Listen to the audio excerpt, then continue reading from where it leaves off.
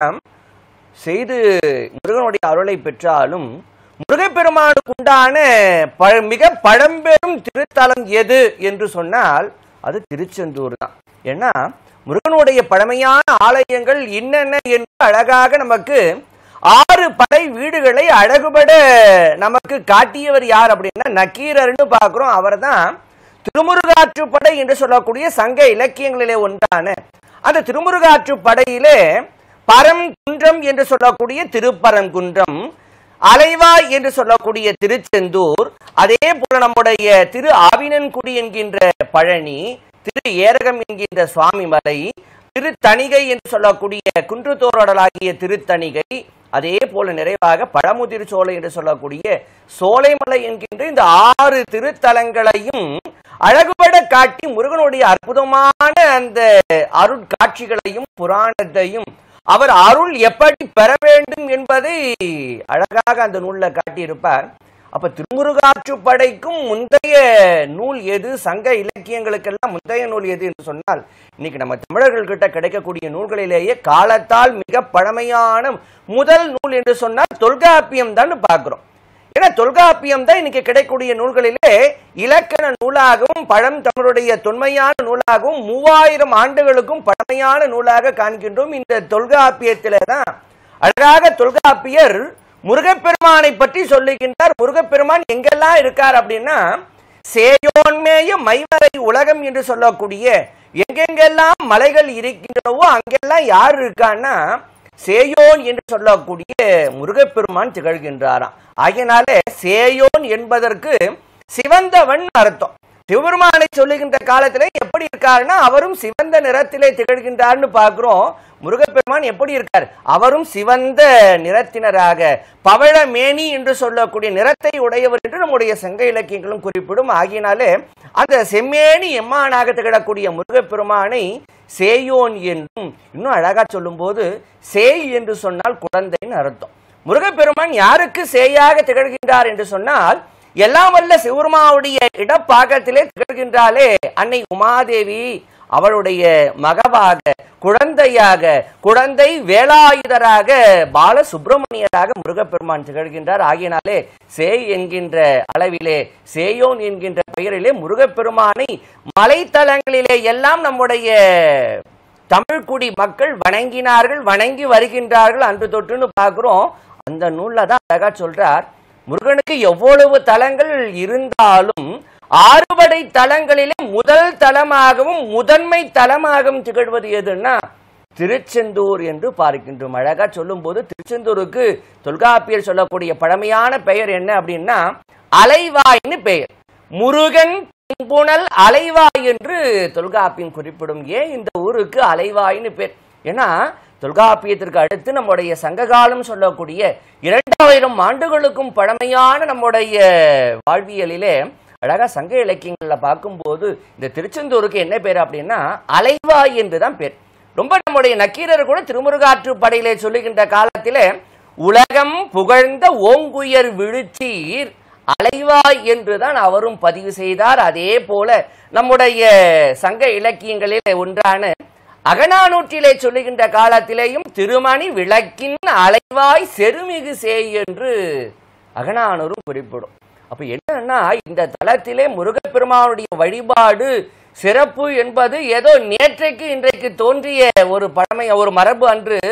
இது நம்முடைய கல் தோன்றி மண் தோன்றா காலத்தே வாழோடு முன் தோன்றிய மூத்த குடியாகிய தமிழும் தமிழர்தம் அடையாளமாகவே திகழக்கூடியவர் யாருன்னா நம்முடைய முருகப்பெருமான்னு பார்க்கிறோம். ஆகினாலதான் முருகப்பெருமானைத்தான் நம்ம என்ன சொல்லுவோம்னா தமிழ் கடவுள் சொல்லுவோம். தமிழர்களுடைய அடையாளமாக முருகனைத்தான் நாமும் அழகாக காட்டுகின்றோம், வணங்குகின்றோம்னு பார்க்கிறோம். ஆகினாலே அலைவாய் அலைவாய் என்றுதான் அழகாக படம்பெறும் நூல்கள் எல்லாம் சிறப்பிக்கின்றன.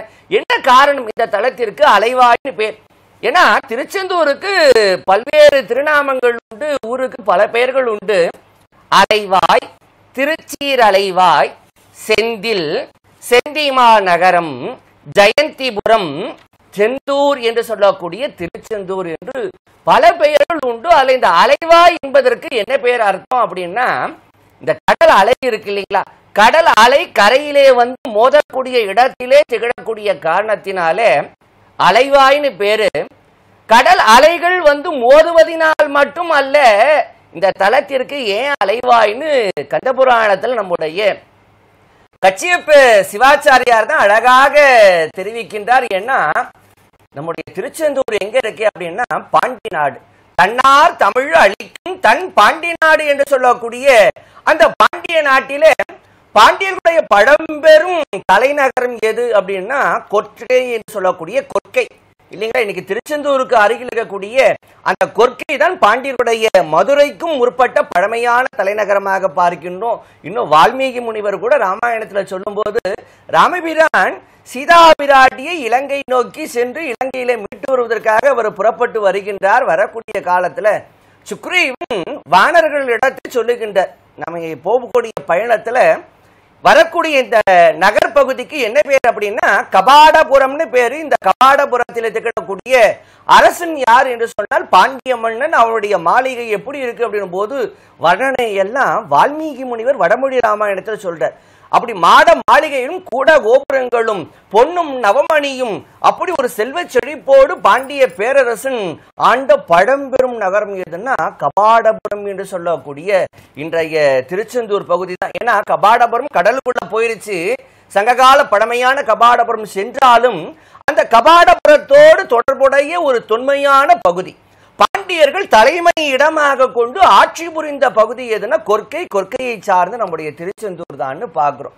ஏன்னா ஒவ்வொரு நாட்டுக்கும் ஒரு பெருமை உண்டு. சோழ நாடு சோறு உடைத்து, நம்முடைய போல சேர நாடு வேழம் உடைத்து, பாண்டி நாடு முத்துடைத்து என்பார்கள். ஏன்னா இந்த முத்து குளிக்கக்கூடிய இடம் எதுன்னா நம்முடைய திருச்செந்தூர், தூத்துக்குடி உள்ளிட்ட இந்த பகுதிகளில் தான். அதனால கடலிலே இருந்து முத்தும் பவழமும் நவமணிகள் என்று சொல்லக்கூடிய மணிகள் வைர வைடூரியம் பெரிய வணிக நகரமாகவும் பெரிய ஒரு துறைமுக பட்டினமாகவே திகழக்கூடிய பகுதி எது, திகழ்ந்தது எதுன்னா நம்முடைய திருச்செந்தூர். ஆகினால கந்தபுராணம் என்று சொல்லக்கூடிய முருகனுடைய அற்புதமான அந்த அருள் வரலாற்றையும் பெருமைகளையும் சிறப்புகளையும் சொல்லக்கூடிய அழகான நூல்ல சொல்லுகின்றார். பருமணி வைரம் முத்தம் பலவளம் பிறவும் ஆழி திரை எரி அலைவாயாகும் செந்திமா நகரம் என்பார். ஆகையினாலே அப்ப பார்க்கும்போது இந்த தலத்திற்கு அலைவாய்னு ஒரு பேரு. அதே போல நம்முடைய அழகான நம்முடைய புறநானூற்றிலையும் சொல்லுகின்ற காலத்திலே இந்த தலத்திற்கு புறநானூர்ல சொல்லும் போது செந்தில் என்று இந்த தலத்திற்கு பெயர். ஏன்னா இன்னைக்கும் நம்முடைய தலத்துல கூடிய முருகப்பெருமானுக்கு என்ன பேர் அப்படின்னாலே அவரை சுப்பிரமணிய சுவாமி என்று அழைத்தாலும் நம்முடைய பழம் தமிழர்கள் முருகப்பெருமானை எப்படி அழைத்தார்கள், எப்படி எந்த பெயரிலே வணங்கினார்கள் என்று சொன்னால் செந்தில் என்கின்ற பெயரோடு வணங்கினார்கள். ஏன்னா அவருக்கு சேயோன் முருகன், அதே போல பார்த்தீங்கன்னா செந்தில், இந்த தலத்திற்கும் செந்தில்னு பேர். அழகா புறநானூரிலே சொல்லுகின்றார், வெண்தலை புணரி அலைக்கும் செந்தில் நெடுவேள் என்று முருகனை குறிப்பிடும் போது இந்த செந்தில் என்பதற்கு என்ன அர்த்தம் அப்படின்னா, ஏன்னா இந்த தலத்திற்கும் என்ன பேர் அப்படின்னா தெந்தூர், செந்தூர், செந்தில் அப்படின்னு பார்க்குறோம், திருச்செந்தூர்னு பார்க்குறோம். முருகப்பெருமான் என்ன பண்ணினார்னா இந்த தலத்திலே தான் சூரபத்மனோடு போரிட்டு சூரனை தன்னுடைய திருக்கை வேல் கொண்டு அங்கே மாய்த்தார்னு பார்க்குறோம். அப்ப அவனுடைய குருதி சிந்திய இடம் ஆறதினாலே, சூரனின் குருதி சிந்திய இடம் ஆதனாலே இந்த நிலப்பரப்பு எப்படின்னா சிவந்த நிலத்தில் எடுத்துக்கிடக்கூடிய காரணத்தினாலே செந்தூர் என்று பெயர் பெற்றதாகவும், அதே போல முருகப்பெருமான் எப்படி இருக்காரா அப்படின்னா அவர் சிவந்த நிறத்தை உடையவர்னு பார்க்கிறோம், செக்கச்செவேல்னு இருப்பார் இல்லையா. ஆகினாலே செம்மேனியம்மானாகிய சேயோனுடைய தொன்மையான தலம் என்கின்ற காரணத்தினாலே இதற்கு செந்தில் என்று பெயர் வந்ததாக நம்முடைய பழம் பெரியவர்கள் குறிப்பிடுவார்கள். இன்னும் அது மட்டும் இல்லை, இந்த நிலப்பரப்புகளை பார்க்கும்போது என்னன்னா திருச்செந்தூர் திருத்தலம் பாருங்க ரொம்ப அழகா நம்முடைய ஜெயந்திநாதர் சூரபத்மனோடு போர் புரிவதற்காக இப்பொழுது நம்முடைய கந்த சஷ்டி மண்டபத்திலே இருந்து அவர் புறப்படக்கூடிய காட்சியை காண்கின்றோம். கடல் அலை போல, எப்படி கடல் அலை அங்கே மிகுதியாக வந்து கரையை வந்து எட்டுமோ அது போல உலகெங்கிலிருந்தும் பக்தர்கள் இன்றைக்கு முருகப்பெருமானை வணங்கவும் அந்த அற்புதமான சூரசங்கார காட்சியை காண்பதற்காகவும் கடல் அலையை போலவே திரண்டிருக்கின்றார்கள். நம்முடைய முருகப்பெருமானும் சூரனை சங்காரம் செய்து அவனுக்கு பெருவாழ்வு அளிப்பதற்காக இப்பொழுது அவரும் புறப்படக்கூடிய காட்சியை நம்முடைய மாலை முரசு தொலைக்காட்சி, மாலை முரசு இறை யூடியூப் சேனலின் வாயிலாக தரிசித்துக் கொண்டிருக்கின்றோம். பார்க்கிறோம். அப்ப ரொம்ப அழகாக இந்த செந்தில் அப்படின்னு சொல்லக்கூடிய விளக்கங்களை சொல்லும் போது நம்முடைய திருச்செந்தூர் திருத்தலம் எப்படி இருக்கு அப்படின்னா, நம்முடைய 4 வகை நிலங்கள்னு சொல்லுவாங்க. குறிஞ்சி, முல்லை, மருதம், நெய்தல் என்று சொல்லக்கூடிய 4 வகை நிலங்கள். பாலையை தனியா சொல்ல மாட்டாங்க. அப்ப பார்க்கும்போது இந்த 4 வகை நிலங்களும் அப்படி இணைந்த பகுதியை போல திகழ்வதுதான் திருச்செந்தூர்னு பார்க்கிறோம். சேக்கிழார் பெருமான் கூட பெரிய புராணத்துல சொல்லும் பொழுது நம்முடைய கடல் மலை என்று சொல்லக்கூடிய மாமல்லபுரத்தை சொல்லுகின்ற காலத்துல திணை மயக்கத்திலே சொல்லுவார். ஏன்னா அங்க என்ன உண்டுன்னா கடலும் உண்டு, கடலும் கடல் சார்ந்த பகுதியும் உண்டு, அதே போல மலையும் உண்டு, அதே போல வேளாண் நிலங்களும் உண்டு மாமல்லபுரம். அதே போல பாத்தீங்கன்னா தொண்டை நாட்டிற்கு அடுத்தபடியாக நம்முடைய திருச்செந்தூர் பகுதி தான் எப்படி இருக்குன்னா திணை மயக்கம். அங்க பாத்தீங்கன்னா கடலும் உண்டு, அதே போல மருத நிலத்திற்குரிய நம்முடைய வேளாண் நிலங்களும் உண்டு. என தாமிரபரணியுடைய கடை பகுதி, கடைமடை பகுதி, ஏன்னா பாபநாசத்திலே இருந்து துவங்கக்கூடிய நம்முடைய தாமிரபரணி என்று சொல்லக்கூடிய தன்பொருணை நதி எங்கே வந்து கடலிலே சங்கமமாகின்றது என்று சொன்னால் திருச்செந்தூர் அருகிலே தான் வந்து சங்கமமாகின்றாள்னு பார்க்கிறோம். ஆகினாலே கடைமடை பகுதியினால என்னன்னா திருச்செந்தூரை சுத்தி சுத்தி பார்த்தீங்கன்னா நல்ல நெல் மணிகளும் நல்ல வாழையும் விளையக்கூடிய ஒரு அற்புதமான மருத நிலமாகவும், அதே போல நெய்தலுக்கு உண்டான நிலமாக பார்த்தீங்கன்னா நல்ல உப்பளங்கள் கடல் சார்ந்து இருக்கக்கூடிய அந்த ஒரு நிலப்பாகவும், அதே போல பார்த்தீங்கன்னா அந்த முல்லை நிலமாகிய காடும் காடு சார்ந்த பகுதியா பார்த்தீங்கன்னா திருச்செந்தூருக்கு பக்கத்தில் இருக்கக்கூடிய ஊருக்கு தான் தேரிக்காடுன்னு பேர். அந்த தேரிக்காடு எப்படி இருக்கும்னா அடர்ந்த வனமா இருக்கும். அந்த நிலம் பார்த்தீங்கன்னா எப்படி இருக்கும்னா அங்க இருக்கக்கூடிய மண் சக்கச்சுவேல்னு அப்படி ஒரு சிவந்த நிறத்திலே இருக்கும்னு பார்க்கிறோம். தமிழ்நாட்டிலேயே அப்படி ஒரு சிவப்பான அந்த சிவந்த மண் இருக்கக்கூடிய ஒரு பகுதி எதுன்னா நம்முடைய திருச்செந்தூரை அடுத்த தேரிக்காடுன்னு பார்க்கிறோம். ஆகினாலே எதற்கு சொல்ல வந்தேன் என்று சொன்னால், குறிஞ்சி என்று சொல்லக்கூடிய அந்த 4 வகை நிலங்களிலே குறிஞ்சி என்று சொல்லக்கூடிய மலையும் மலை சார்ந்த இடமாகவும் திகழ்வது எதுன்னா திருச்செந்தூர்னு பார்க்கிறோம். நீங்கெல்லாம் கேட்கலாம், ஐயா திருச்செந்தூர் எங்கே மலை இருக்கின்றது, திருச்செந்தூர்ல எங்க மலை இருக்கு? தொல்காப்பியர் சொன்னார், சங்க இலக்கியங்கள் சொல்லுகின்றன முருகனுடைய வழிபாடு மலைத்தலங்கள் தான் நடக்கணும் அப்படின்னுட்டு மலைத்தலங்களிலே தான் வழிபட்டார்கள்னு. ஆனா திருச்செந்தூர்ல எங்க ஐயா மலை இருக்குன்னு கேட்டீங்கன்னா, இன்னைக்கு நம்ம முருகப்பெருமானை வணங்குகின்றோம் அல்லவா கருவறை. அந்த கருவறை எப்படிப்பட்ட அமைப்பை உடையதுன்னா அது மலையுடைய அமைப்பை உடையது. மலை இன்னைக்கு முருகப்பெருமான் எங்க இருக்கார், செந்திலாண்டவர் எங்க இருக்கார் அப்படின்னா அங்க நாம் காணக்கூடிய வழிபடக்கூடிய அந்த பெரும் கோயிலில் இருக்கக்கூடிய ஒரு பெரும் பாறை, அந்த பாறையை குடைந்து அந்த குடவரைக்குள்ளதான் முருகப்பெருமான் இருக்கார். அந்த குடவரையிலே பார்த்து முருகனுக்கு பின்னாடி நம்முடைய சிவபெருமான் இருப்பார். ஏன்னா சூரன சம்ஹாரம் முடிச்சு இந்த தலத்தில் தான் சிவபூஜை பண்ணார்னு பார்க்கிறோம். ஆகையினால என்னன்னா அந்த கருவறை முருகனுடைய உட்கருவறையை சுற்றி வரும்போது பாத்தீங்கன்னா பஞ்சலிங்கம்னு சன்னதி உண்டு.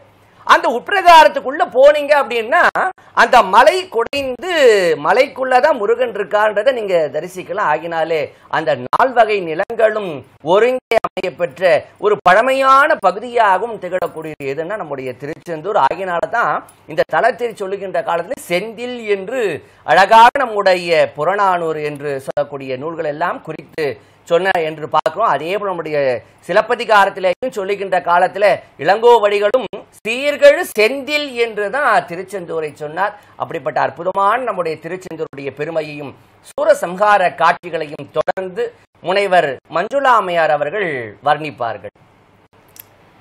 வெற்றிவேல் முருகனுக்கு அரோஹரா. உருவாய் அருவாய் உளதாய் இளதாய் மறுவாய் மலராய் மணியாய் ஒளியாய் கருவாய் உயிராய் கதியாய் விதியாய் குருவாய் வருவாய் அருள்வாய் குகனே என்று சொல்லக்கூடிய அற்புதமான பாடல்களை ஒவ்வொரு அடியாரும் அந்த குழுவில் அப்படி பாடிக்கொண்டு இறைவனை தரிசித்துக் கொண்டிருக்கின்றார்கள். அங்கே திருச்செந்தூரிலே எம்பெருமான் ஜெயந்தி நாதராக காட்சி கொடுத்து கொண்டிருக்கின்றார். முருகப்பெருமானுக்கு உற்சவங்கள் அப்படின்னு சொல்லும் பொழுது விரதங்கள் ரொம்ப 3 விசேஷமானது. ஒன்னு கிழமை விரதம், அதாவது வார விரதம் அப்படின்னு சொல்லுவோம். 2வது நட்சத்திர விரதம் அப்படின்னு சொல்லுவோம். 3வது திதி விரதம். வார விரதம் என்பது செவ்வாய்க்கிழமையில அடியார்கள் எடுக்கக்கூடிய நோன்பு, அதான் விரதம் இருக்கிறது. அடுத்ததாக நட்சத்திர விரதம் அப்படின்னு சொன்னா கார்த்திகை மாதத்துல கார்த்திகை நட்சத்திரத்துல இருக்கக்கூடிய ஒரு விரதம். அடுத்ததாக சொல்லும் பொழுது நம்ம திதி விரதம்னு சொல்லக்கூடிய இந்த சஷ்டியில இருக்கக்கூடிய ஒரு அற்புதமான விரதம். இந்த கந்த சஷ்டி என்பது ஐப்பசி மாசத்துல தீபாவளிக்கு ஒட்டி வரக்கூடிய ஒரு அற்புதமான நிகழ்வு தான். எப்பவுமே ஒரு பண்டிகைகள் என்ன செய்யும், ஒரு மனிதனுக்கு மிகப்பெரிய உற்சாகத்தை கொண்டு வந்து சேர்க்கும். அந்த மாதிரி உள்ளுக்குள்ள இருக்கக்கூடிய உறுப்புகளுக்கெல்லாம் ஒரு சின்ன ஆசுவாசத்தை, ஒரு சின்ன இளைப்பாறுதலை, ஓய்வை தரக்கூடியது எதுன்னு கேட்டா அதுதான் விரதங்கள், நோன்புன்னு நம்ம சொல்லுவோம். அப்படியான ஒரு நோன்பு தான் இந்த கந்த சஷ்டின்னு. மொத்தம் 6 நாள்கள்ல ரொம்ப சிறப்பாக அடியார்கள் எல்லாரும் அனுசரிக்க கூடியதை நம்ம பார்க்கிறோம். இந்த விழா ஏன் ஏற்பட்டது, இந்த நோன்பு எதற்காக அப்படின்னா சூரபத்மனை வதம் செய்தது. சாதாரணமா அசுரர்களை வதம் செய்தது அப்படின்னு நம்ம சொல்லுவோம். ஆனா இங்க மட்டும் ஒரு பெரிய மாற்றம், ஒரு பெரிய அருள். என்ன அருள்? அந்த சூரனை இல்லாமல் செய்வதற்கு பதிலாக அந்த சூரனுக்கு அருள் செய்திருக்கின்றார். அதனால்தான் இந்த கந்த சஷ்டி விழாவை இவ்வளவு பெரிய மக்கள் எத்தனை நாடுகள்ல இருந்து, எத்தனை மாநிலங்கள்ல இருந்து, எத்தனை ஊர்கள்ல இருந்து வந்து தரிசித்துக் கொண்டிருக்கின்றார்கள். அங்க இருக்கிறது கடல் அலையா அல்லது மனித தலைகளா அப்படின்னு நம்ம மயங்குற அளவுக்கு அங்கே மக்கள் கூடி இருக்கிறாங்க. அங்கே பாருங்கள், எம்பெருமானுடைய திருக்கரங்களிலே பிரயோகிக்க கூடிய வேலாக ஒரு வேலை ஏந்தி இருக்கின்றார். வேல் முருகனுக்கு அரோகரா அப்படின்னு அங்க பக்தர்கள் எழுப்பக்கூடிய முழக்கம் வானத்து வரைக்கும் சென்று பார்க்கின்றதுன்னு பாக்குறோம். எப்பவுமே இறைவன் கைகள்ல இருக்கக்கூடிய ஆயுதங்கள் எதற்காகன்னு கேட்டா நம்மை போன்ற அடியார்களை பாதுகாப்பதற்காகத்தான். அதை பிரயோகப்படுத்தக்கூடிய முறைன்னு ஒண்ணு இருக்கு. சும்மா அழகுக்காக அல்லது என்கிட்ட இருக்கு அப்படின்னு வைப்பதற்காக ஒரு முறைன்னு இருக்கு. அப்போ ஏன் வந்து பிரயோகப்படுத்தணும் அப்படின்னு சொன்னா அப்போ அதற்கான ஒரு நெருக்கடி, ஒரு சூழல் ஏற்பட்டிருக்கு. நீங்க கண்ணனுடைய கைகள்ல இருக்கக்கூடிய சக்கரத்தை பாத்தீங்க அப்படின்னு சொன்னாலும் பிரயோக சக்கரம் அப்படின்னு ஒரு நிலை உண்டு. அது என்ன அப்படின்னு சொன்னா அடியார்களுக்கு துன்பம் செய்யக்கூடியவர்களை, அப்படிப்பட்ட ஒரு பகைவர்களை, அவர்களை வதம் செய்துதான் அடியார்களை பாதுகாக்க முடியும் அப்படின்ற ஒரு நிலைப்பாடு இருக்கும் இல்லையா.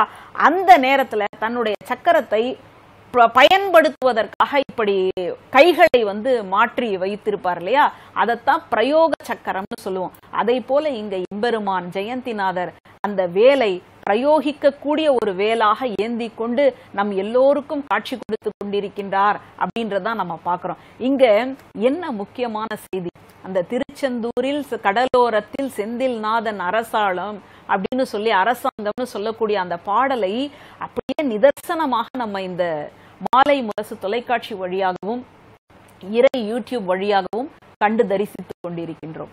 அப்போ இந்த நிகழ்வு எதற்காக, ஏன் ஏற்படுத்தப்பட்டது அப்படின்னு சொன்னா நம்ம ஒவ்வொருத்தருக்குள்ளேயும் ஒரு சூரபத்மன் இருக்கிறான். நம்ம ஒவ்வொருத்தருக்குள்ளேயும் ஒரு சிங்கமுகன், சிங்காசுரன் எல்லாம் கூட நம்ம சொல்லுவோம், அவன் இருக்கிறான். நம்ம ஒவ்வொருத்தருக்குள்ளேயும் தாரகாசுரன் ஒருத்தன் இருக்கான். அப்போ இந்த அசுரர்கள் எதை வந்து நினைவுபடுத்துகின்றார்கள், ஏன் இந்த அசுரர்களாக மாறி இருக்கின்றார்கள்? ஒன்னும் வேண்டாம், ஒரு திருவொற்றியூர் பகுதி. அந்த திருவொற்றியூர் பகுதியில ஒரு திகம்பர சாமியார், ஒரு துறவி. அந்த துறவி மனிதர்கள்லாம் நடந்து போகும் பொழுது, இதோ நரி போயிட்டு இருக்கு, இதோ நாய் போயிட்டு இருக்கு, இதோ புலி போயிட்டு இருக்கு அப்படின்னு சொல்லுவாராம். அந்த இடத்துல ஒரு மனிதர் வரார், ஒரு அடியார் வரார், ஒரு மகான் வரார். அந்த மகானை பார்த்த உடனே அந்த திகம்பர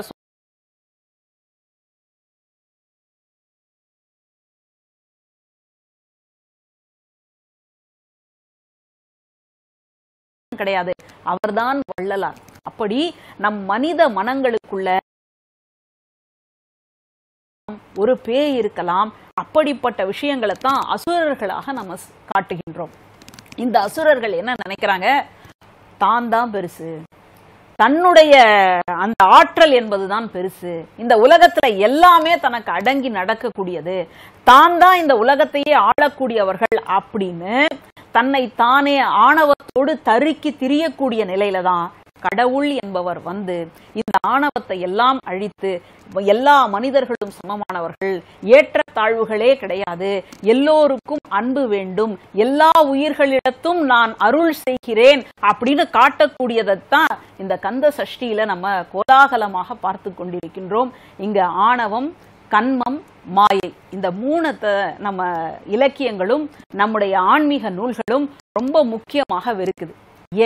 ஏன்னா இது எதுவுமே கடவுளை அடைய முடியாமல் தடுக்கக்கூடிய தடைக்கற்களாக இருக்கு.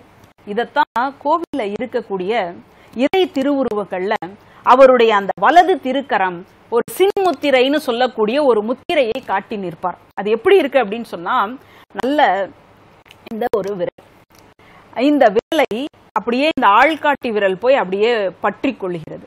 அடுத்ததாக 3 விரல், அந்த சின்ன விரல்ல இருந்து, அடுத்தது மோதிர விரல்ல இருந்து, அடுத்தது நடுவிரல்ல இருந்து, இந்த 3 விரல்கள் தான் ஆணவம், கண்மம், மாயை. அங்க பாருங்க எவ்வளவு ஆணவத்தோடு தலையை ஆட்டி ஆட்டி ஆட்டி ஆட்டி ஒரு அசுரன் வந்துட்டு இருக்கிறான் அப்படின்றத அந்த மக்கள் பார்த்துட்டு இருக்கிறாங்க. அப்படி ஆணவம், கண்மம், மாயை இந்த 3 தடைக்கற்களை நீக்கக்கூடிய, அப்படியே வெட்டி வீழ்த்தக்கூடிய ஒரு திருவிழா தான் கந்த சஷ்டின்னு பாக்குறோம். இந்த ஆணவம் என்ன பண்ணுது, எல்லாமே தான் தான் அப்படின்னு நினைக்க வைக்குது. இந்த கண்மம் என்ன பண்ணுது, எல்லா பாவத்தையும் செய்ய வைக்குது. இந்த மாயை என்ன செய்யுது, பொய்யாக இருக்கக்கூடியதையெல்லாம் உண்மை உண்மை அப்படின்னு நம்பி அதுகிட்டே போயிடுது. இந்த 3 நிலைகளைத்தான் இந்த சூரபத்மன், சிங்கமுகன், தாரகாசுரன் இவர்கள் எல்லாரையும் நம்ம ஒரு உருவகமாக பார்க்கின்றோம். அவர்களை, அந்த ஆணவத்தை, அந்த கண்மத்தை, அந்த மாயை நீக்கக்கூடியவனாகத்தான் எம்பெருமான் முருகப்பெருமான் அங்கே காட்சி கொடுத்து கொண்டிருக்கின்றார். யோசிச்சு பாருங்க, முருகன் அப்படின்ற சொல் இன்னைக்கு நேத்துல சங்க இலக்கியத்தில இருந்து சொல்லப்பட்ட ஒரு சொல். அந்த சொல் இன்னைக்கு வரைக்கும் அந்த பொருள் புரிதலோட நம்ம பேசுறோம் அப்படின்னு சொன்னா, முருக கடவுள் எத்தனை பழமையான கடவுள். முருக கடவுள் என்பவர் தமிழ் சமுதாயத்தின் மிகப்பெரிய விடிவெள்ளி. அப்போ முருகப்பெருமான் இந்த பூ உலகத்தில் நம்மை போன்ற அடியார்களை பாதுகாப்பதற்காகத்தான் ஒவ்வொரு வருஷமும் இப்படி ஒரு சஷ்டி விழா அப்படின்னு தனக்கு தானே நடத்தி கொள்வதை போல இந்த உலகத்திற்கு அருள் செய்து கொண்டிருக்கின்றார் அப்படின்றத நாம பாக்குறோம். அப்போ இங்க இந்த ஆணவம், கண்மம், மாயை அப்படின்ற இந்த 3 விரல் நீங்குகின்ற பொழுது, அடியாராக இருக்கக்கூடிய ஆள்காட்டி விரல் ஆண்டவன் என்று சொல்லக்கூடிய அந்த விரலோடு சேர்ந்து இருக்கக்கூடிய தன்மையைத்தான் சின்முத்திரையாக எல்லா கடவுளர்களும் கோவில்களிலே வைத்துக்கொண்டு அருள் பாலித்துக் கொண்டிருக்கின்றார்கள்னு பார்க்கிறோம். அப்படிப்பட்ட ஒரு அருள் நிலையை அடைவதற்காக, அருளை பெறுவதற்காக திருச்செந்தூரிலே எத்தனை பக்தர்கள் கூடியிருக்கின்றார்கள்னு பார்க்கிறோம். இந்த ஒரு திருவிழாவைத்தான் மாலை முரசு வழியாக நாம் நேரலையில் நம்ம இல்லங்களில் இருந்தபடி தரிசித்துக் கொண்டிருக்கின்றோம். மிகச் சிறப்பு. தொடர்ந்து ஒரு சிறிய இடைவேளைக்கு பிறகு சூரசம்ஹார நிகழ்வின் நேரலை காட்சிகளை பார்க்கலாம். திருச்செந்தூரின் கடலோரத்தில் செந்தில்நாதன் அரசாங்கம்.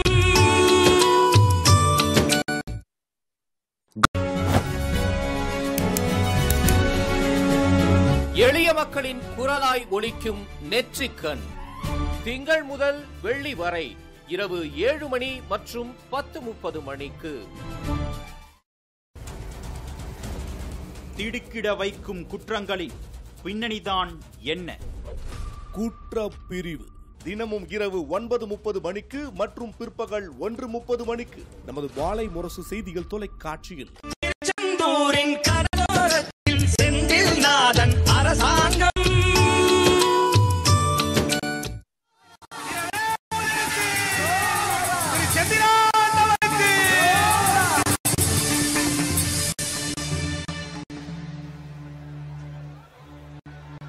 வெற்றிவேல் முருகனுக்கு, வீரவேல் முருகனுக்கு, ஞானவேல் முருகனுக்கு. இதோ சூரசம்ஹார மூர்த்தி நம்மை நோக்கி எத்தனை அழகா எழுந்தருளி வந்து கொண்டிருக்கிறார்னு பாருங்க. எவ்வளவு அழகான தெய்வம் நம்மை ஆட்கொண்டு அருளுவதற்காக. நாம் எல்லோரும் நலன் பெற்று ஓய்வு பெற வேண்டும், தன் பக்தர்கள் அனைவருக்கும் அருள் புரிய வேண்டும் என்று அந்த முருகப்பெருமான் கோடான கோடி பக்தர்களை காணுவதற்காக இந்த கடற்கரைக்கு எழுந்தருளி கொண்டிருக்கின்றார். முருகப்பெருமானை நாம் அனைவரும் அவருடைய நாமத்தை விண்ணதிர சொல்லி, அவரை போற்றி புகழ்ந்து பாடி பாதுகாப்போடு இந்த கந்தசஷ்டி திருவிழாவை நாம் அனைவரும் கொண்டாடி மகிழலாம். எல்லோரும் அமைதியாக பக்கத்துல, ஏன்னா எல்லாரும் ஏற்கனவே விரதம் இருக்கிறோம். திருச்செந்தூர் சூரசம்ஹார நிகழ்வின் நேரலை காட்சிகளை தொடர்ந்து பார்த்து வருகிறோம். தொடர்ந்து ஐயா, இந்த சூரசம்ஹார நிகழ்வானது திருச்செந்தூரில் நடைபெறுவதற்கான முக்கிய காரணம் என்ன? அறுபடை வீடுகள் இருக்கக்கூடிய சூழல்ல திருச்செந்தூர்ல இருக்கக்கூடிய முக்கிய ஸ்தலத்தில் மட்டும் இந்த சூரசம்ஹார நிகழ்வு நடைபெறுவதற்கான காரணம்?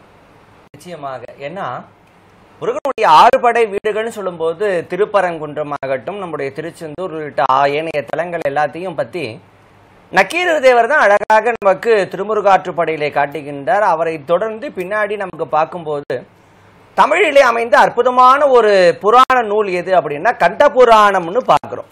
ஏன்னா வடமொழியிலே மகாஸ்காந்தம் என்று சொல்லக்கூடிய அந்த வடமொழியில் அமைந்த புராணத்தை தழுவி அழகு தமிழிலே நம்முடைய கல்வியர் கரையில்லாத காஞ்சி மாநகரம் என்று சொல்லக்கூடிய காஞ்சிபுரத்திலே திகழக்கூடிய நம்முடைய குமரகோட்ட முருகப்பெருமானை நாள்தோறும் பூசித்து வரக்கூடிய நம்முடைய ஆதிசைவராகிய கச்சியப்ப சிவாச்சாரியார் தான் நம்முடைய குமரகோட்ட முருகப்பெருமானே அவருடைய கனவிலே தோன்றி எம்முடைய புராணத்தை அழகு தமிழில எழுதுவாயாகன்னு சொல்ல அவர் தான் என்ன பண்ணினார்னா கந்த புராணம் என்று சொல்லக்கூடிய ஒரு அற்புதமான நூலினை காஞ்சிபுரத்திலே எழுதினார்னு பார்க்கிறோம். குமரகோட்டத்தில் கிட்டத்தட்ட ஒரு 1000 ஆண்டுகளுக்கு முன்னதாகன்னு பார்க்கிறோம். ரொம்ப அந்த நூலிலே தான் முருகப்பெருமான் திருச்செந்தூரிலே சூரசம்ஹாரம் செய்த நிகழ்வுகளை பற்றி ரொம்ப விரிவாக பேசுகின்றார்.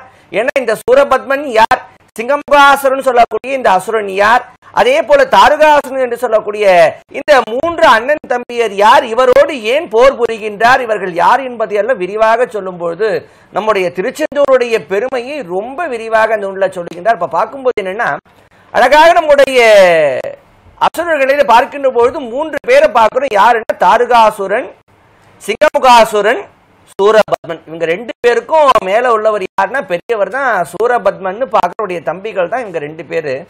இவர்களாலே வாட்டம் முற்றவர்களாக யார் இருக்காங்கன்னா தேவர்களெல்லாம் இருக்கின்றார்கள்.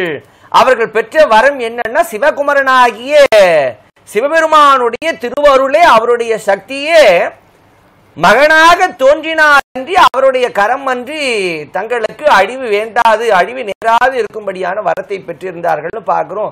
ஆகினாலே அவர்களுடைய துன்பத்தின் காரணமாக அவர்கள் சிவகுமரனை வேண்டி இறைஞ்சிருக்கின்றார்கள் பார்க்கிறோம். அழகா கந்தபுராணத்துடைய துவக்கமே சிவபெருமான் எங்க இருக்காருன்னா கைலாயத்தில கல்லால மரம் என்று சொல்லக்கூடிய மரத்தின் கீழே அவர் சனகாதியர் 4 அறம் பொருள் இன்பம் வீடு என்று சொல்லக்கூடிய 4ஐயும் உபதேசித்து அவர் இந்த ஞானம்னா என்னன்னு கேள்வி கேட்ட உடனே அவர் வாயை திறந்து பதில் சொன்னார். சின்முத்திரை ஹிருதயத்துல தாங்கி அப்படி மோனமுத்திரை தாங்கி அப்படி கண்களை மூடினா சினகாதியர்ல இருந்து உலக உயிர்கள் எல்லாமே அந்த மௌன நிலையில எல்லாரும் யோகம் கைகூடிட உலகத்துல படைப்பு நடைபெறவில்லை.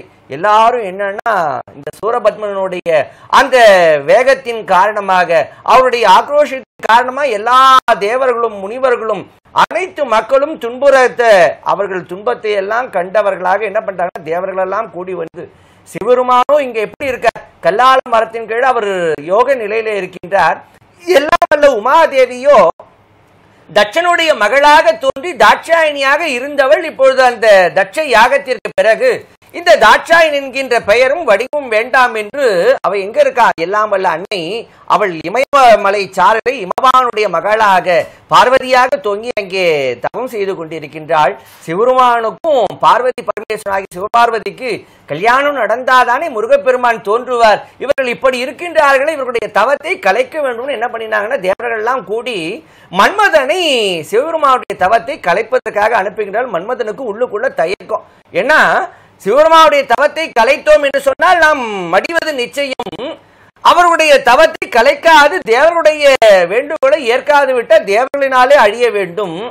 தேவர்களிடத்தே சென்று அழிவதை காட்டிலும் சிவபெருமான் இடத்தே சென்று அவருடைய கரத்தினாலே அழிந்தாலும் பரவாயில்லைன்னு தேற்றி கொண்டு என்ன பண்ணினான்னா கரும்பு வில்லும் மலர்கனையும் கொண்டு வந்து மலர்கனையை பெருமான் இடத்தை செலுத்திட சிவபெருமான் என்ன பண்றார், நெற்றிக்கடை திறந்து மன்மதனை எரித்து சாம்பலாக்கினார்னு பார்க்கிறோம். ரதி தேவி அழுது புலம்பினாள். அப்ப என்னன்னா சிவபெருமான் தான் காட்சி கொடுத்து ரதியே கவலை கொள்ளாதே, ஏன்னா பார்வதியாகிய உமாதேவி நான் கைத்தளம் பற்றுகின்ற காலத்திலே உன்னுடைய கணவன் உயிர் பெறுவான்னு சொன்ன உடனே அவள் மகிழ்ந்தால். சிவபெருமானுடைய பார்வதியுடைய கல்யாணம் இப்போ தேவர்கள் கூட்டிட உமாதேவிக்கும் பார்வதி பரமேஸ்வருடைய கல்யாணம் இமயமலையில நடைபெற்றது. மலையறையன் பொற்பாவை பாடுதலால் பெண் திருவை உலகறிய தீவேட்டான் என்று அழகாக மணிவாசகர் சொல்வதை போல பார்வதி பரமேஸ்வருடைய கல்யாணம் முடிஞ்சு தேவர்கள் எல்லாம் அப்பா சிவபெருமானே, அம்மா உமாதேவியே, எங்களுக்கு சூரபத்மன் இடத்தே இருந்து எங்களுக்கு விமோசனத்தை அளிக்க சிவகுமரன் தோன்ற வேண்டும் என்று அவர்கள் வேண்டுகோள் விடுக்க சிவபெருமான் என்ன பண்ணினார்னா தன்னுடைய 5 முகங்கள் வெளிப்படையாக தெரியும் பார்க்கிறோம். ஈசானம், தத்புருஷம், வாமதேவம், அகோரம், சத்யோஜாதம் என்று சொல்லக்கூடிய 5 முகங்களோடு 6வது முகம் எதுன்னா அதோ முகம் என்று சொல்லக்கூடிய கழுத்து பகுதி. இந்த திருமந்திரத்துல நம்முடைய திருமூலர் தனியா அதோமுக தரிசனம் என்று சொல்லக்கூடிய ஒரு பகுதியாகவே பாடியிருக்கார். அப்ப பார்க்கும்போது இந்த 6 முகங்களிலே இருந்தும் அந்த நெற்றிக்கண்ணிலே இருந்து 6 தீச்சுடர்கள் வெளிப்பட அந்த தீச்சுடருடைய வேகமும் அந்த தாங்க முடியாதவளாக என்ன பண்ணினாலும் வெளிப்பட்ட அந்த அக்னியின் தாக்கத்தின் காரணம் உமாதேவி அந்த இடத்தை விட்டு அப்படி ஓடி நகர்கின்ற கால்களுடைய கால்களில இருந்து பாதத்தில் இருக்கக்கூடிய சிலம்புகள் எல்லாம் சிந்துகின்றன. உமாதேவி விலகிட அந்த 6 தீச்சுடர்களையும் கொண்டு வந்து அக்னி தேவன் என்ன பண்ணாருன்னா கங்கையில் விட்டார். கங்கை தேவியால் என்ன பண்ண முடியல, அந்த வெப்பத்தை தாழ முடியவில்லை. நேராக கொண்டு வந்து சரவண பொய்கையில அங்கே சேர்ப்பித்திட 6 கமலங்களில் அந்த 6 தீச்சுடர்களும் 6 குழந்தைகளாக மாறிட 6 குழந்தைகளையும் கார்த்திகை பெண்டியர்கள் சொல்லக்கூடிய 6 பெண்களும் வளர்த்த அந்த 6 குழந்தையும் என்ன பண்ணினான்னா எல்லாம் அல்ல உமாதேவி 6 குழந்தையும் ஓர் குழந்தையாக 6 முகமும் 12 கரங்களும் கூடிய ஆறுமுக சுவாமியாக குழந்தையை எடுத்து என்ன பண்ணாலாம் சிவருமானுக்கும் தமக்கும் இடையில ஞான குழந்தையாக முருகப்பெருமானை அமர்த்தி கந்தன் என்கின்ற பெயரை சூட்டினாள்னு பார்க்கிறோம். ஆகினாலதான் நம்முடைய காஞ்சிபுரத்துல சொல்லுகின்ற காலத்திலே செல்வியை பாகம் கொண்டார், சேந்தனை மகனா கொண்டார், மல்லிகை கண்ணியோடு மாமலர் கொன்றை சூடி கல்வியில் கரையிலாத காஞ்சிமார் நகர்தன் உள்ளார், எல்லையை விளங்க நின்றார் இளங்கு மேற்றலினாரே என்பார். ஆகினாலே கந்த பெருமானாக முருகப்பெருமான் அழகாக அங்க ஞான குழந்தையாக திகழ்கின்றார்னு பார்க்கிறோம். தேவர்கள் எல்லாம் என்ன பண்றாங்க, அப்பா சிவருமானே இந்த சூரபத்மன் இந்த சிங்கமுகாசுரன் தாருகாசுரன் எங்களை வாட்டி வதைக்கின்றார், முருகப்பெருமானை எங்களோடு நீங்கள் அனுப்ப வேண்டும், நாங்கள் முருகப்பெருமானை அழைத்து சென்று போர்க்களத்திலே போர் புரிய வேண்டும், வெற்றி வாகை சூட வேண்டும், இழந்த செல்வத்தையும் தேவலோகத்தையும் மீட்க வேண்டும், குமார பெருமானை அனுப்புங்கள் சுவாமின்னு கேட்கிறார். கேட்ட உடனே இப்ப என்ன பண்றார் அப்படின்னா முருகப்பெருமான் இப்ப குழந்தையா இருக்கா இல்லையா, குழந்தையாகிய முருகப்பெருமானுடைய எத்தனை கரங்கள் அப்படின்னா அவருக்கு இப்ப 12 கரங்கள். ஏன்னா திருச்செந்தூர் அப்படின்னு சொன்னாலே திருச்செந்தூர் தலத்துல நேர நம்ம முருகனை தரிசிக்கிறதுக்கு படிகளை இறங்கி நேர போனா யாரை தரிசிப்போம் அப்படின்னா ஆறுமுக சுவாமி ஆகிய சண்முகரைத்தான் தரிசிப்போம். ஏன்னா திருச்செந்தூர்ல முருகப்பெருமான் எப்படி இருக்காருன்னும் போது அவர் 6 முகங்களும் 12 கரங்களும் உடையவராக பார்க்கின்றோம். ஏறுமையில் ஏறி விளையாடும் முகம் ஒன்று, ஈசனோடு ஞானமொழி பேசும் முகம் ஒன்று, கூறும் அடியார்கள் வினை தீர்த்த முகம் ஒன்று, குன்றுருவ வேல் வாங்கி நின்ற முகம் ஒன்று, மாறுபடு சூரரை வதைத்த முகம் ஒன்று, வள்ளியே மனம் புணர வந்த முகம் ஒன்று, 6 முகம் ஆன பொருள் நீ அருள வேண்டும், ஆதி அருணாச்சலம் அமர்ந்த பெருமாளே. ஆகினாலே 6 முகங்களோடு அந்த 12 கரங்களிலேயும் இப்ப என்ன பண்றாருன்னா சிவபெருமான் 12 ஆயுதங்களை தருகின்றார். அந்த 12 ஆயுதங்களாக யார் மாறுகின்றார்கள் சொன்னா அடித்தல் தொழில். என சூரனை அழிக்கணும், தீயவைகளை அழிக்க வேண்டும். அப்போ படைத்தல் காத்தல் அடித்தல் என்று சொல்லக்கூடிய முத்தொழில்களிலே அடித்தலுக்குரியவன் யாருன்னா ருத்ரன்னு பார்க்கிறோம். ஆகினாலே அந்த ருத்ரனுடைய அம்சமாக ஏகாதச ருத்ரர்கள் சொல்லக்கூடிய அந்த 11 ருத்ரர்களும் முருகப்பெருமாவுடைய கரங்களிலே 11 ஆயுதங்களாக மாறினார்கள்னு பார்க்கிறோம்.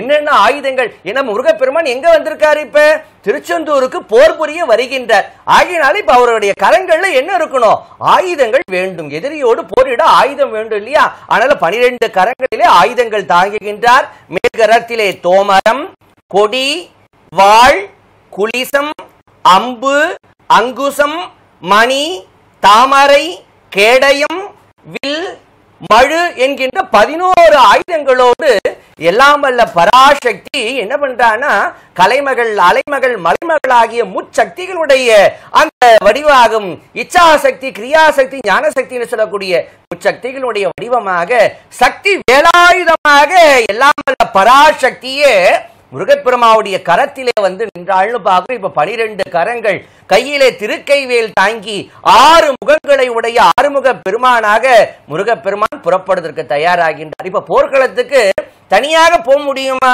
போர்க்களத்திற்கு செல்ல வேண்டும் என்று சொன்னால் அங்கே போர் புரிவதற்குண்டான படையை உடன் அனுப்ப வேண்டும்னு பார்க்கிற சிவருமான் என்ன பண்ணினார்னா உமாதேவி அந்த 6 தீச்சுடர்கள் வெளிப்பட்ட காலத்திலே அப்படி அந்த இடத்தை விட்டு வேகமாக நகர்ந்த காலத்துடைய பாத சிலம்பிலே இருந்த நவமணிகள் கீழே சிந்தியன்னு பார்க்கிற அந்த நவமணிகளும் கருக்கொண்டு என்ன பண்ணினாங்கன்னா அவர்கள் 9 குழந்தைகளை ஈன்றெடுத்தார்கள் பார்க்கிற நவரத்னம் சொல்லக்கூடிய நவமணிகளும் அவர்கள் தான் யாரு அப்படின்னா நவ வீரர்கள் என்று சொல்லக்கூடியவர்கள். இந்த 9 பேரும் யாருன்னா முருகப்பெருமானுக்கு தம்பிகளாக ஆகின்றார்கள்னு பார்க்கிறோம். ஏன்னா முருகப்பெருமான் உதித்தார்.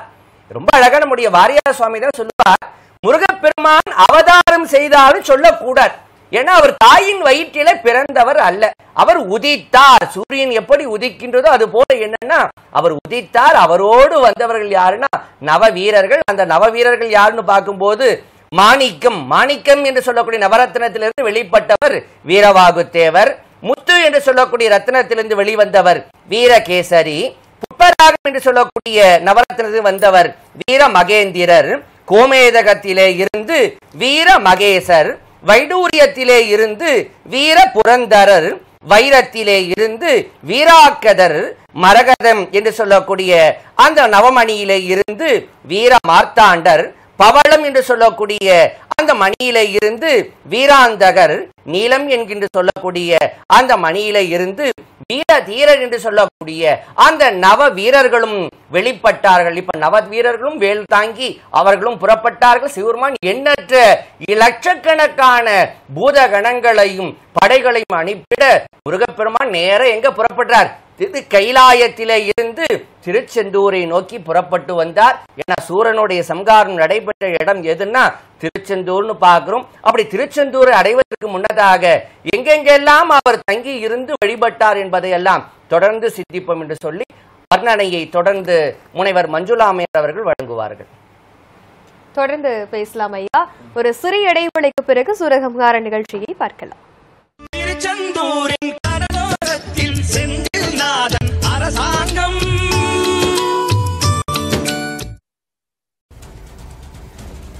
திடுக்கிட வைக்கும் குற்றங்களின் பின்னணிதான் என்ன? குற்றப்பிரிவு தினமும் இரவு 9:30 மணிக்கு மற்றும் பிற்பகல் 1:30 மணிக்கு நமது மாலை முரசு செய்திகள் தொலைக்காட்சியில் நிறைவேறாத கோரிக்கைகளை தீர்த்து வைப்பதற்கான களம், அரசின் கவனத்திற்கு எடுத்து செல்லும் ஒரு தளம். உங்கள் ஊரின் தீர்க்க முடியாத பிரச்சனைகளை உரிய ஆதாரத்துடன் அனுப்புங்கள். உங்கள் கேள்விகளுக்கான தீர்வை நோக்கிய பாலமாய். தொடர்பு கொள்ள வேண்டிய தொலைபேசி 044692869928. மக்கள் நலனில் மாலை முரசு செய்திகள் தொலைக்காட்சி. திருச்செந்தூரின் கடலோரத்தில் செந்தில் நாதன் அரசாங்கம்.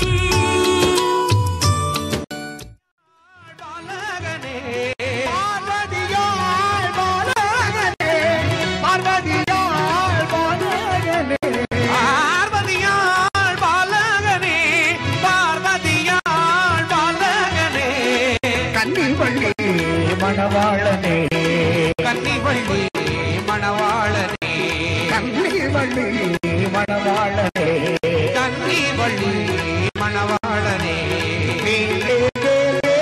முருகவே முருகவே முருகவே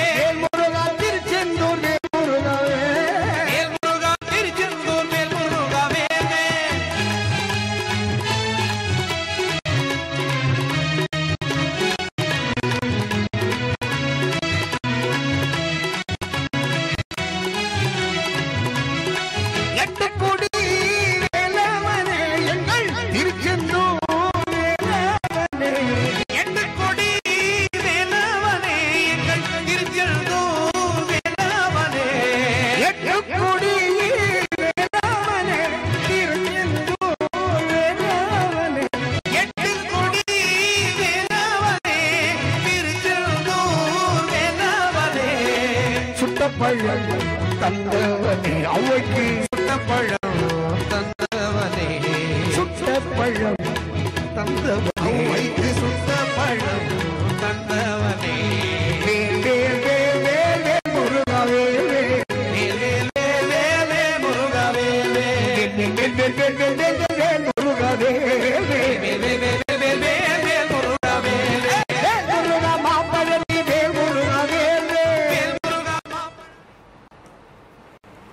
சூர சூரசம்ஹார நிகழ்வின் நேரலை காட்சிகளை தொடர்ந்து நாம் பார்த்து வருகிறோம். இந்த சூழல்ல முனைவர் மஞ்சுளா அவர்களிடம் கந்தசஷ்டி பெருவிழாவின் இந்த விரதமானது 6 நாட்கள் கடைபிடிக்கப்பட்டு வருகிறது. அதனுடைய முக்கிய நோக்கம் என்னவாக இருக்கிறது, அது எதற்காக அந்த விரதமானது முன்னெடுக்கப்படுகிறது, அதனுடைய பலன்கள் என்னவாக இருக்கிறது, மேலும் உற்சவ மூர்த்திகள் யார் யார் அவர்கள் இல்லையா?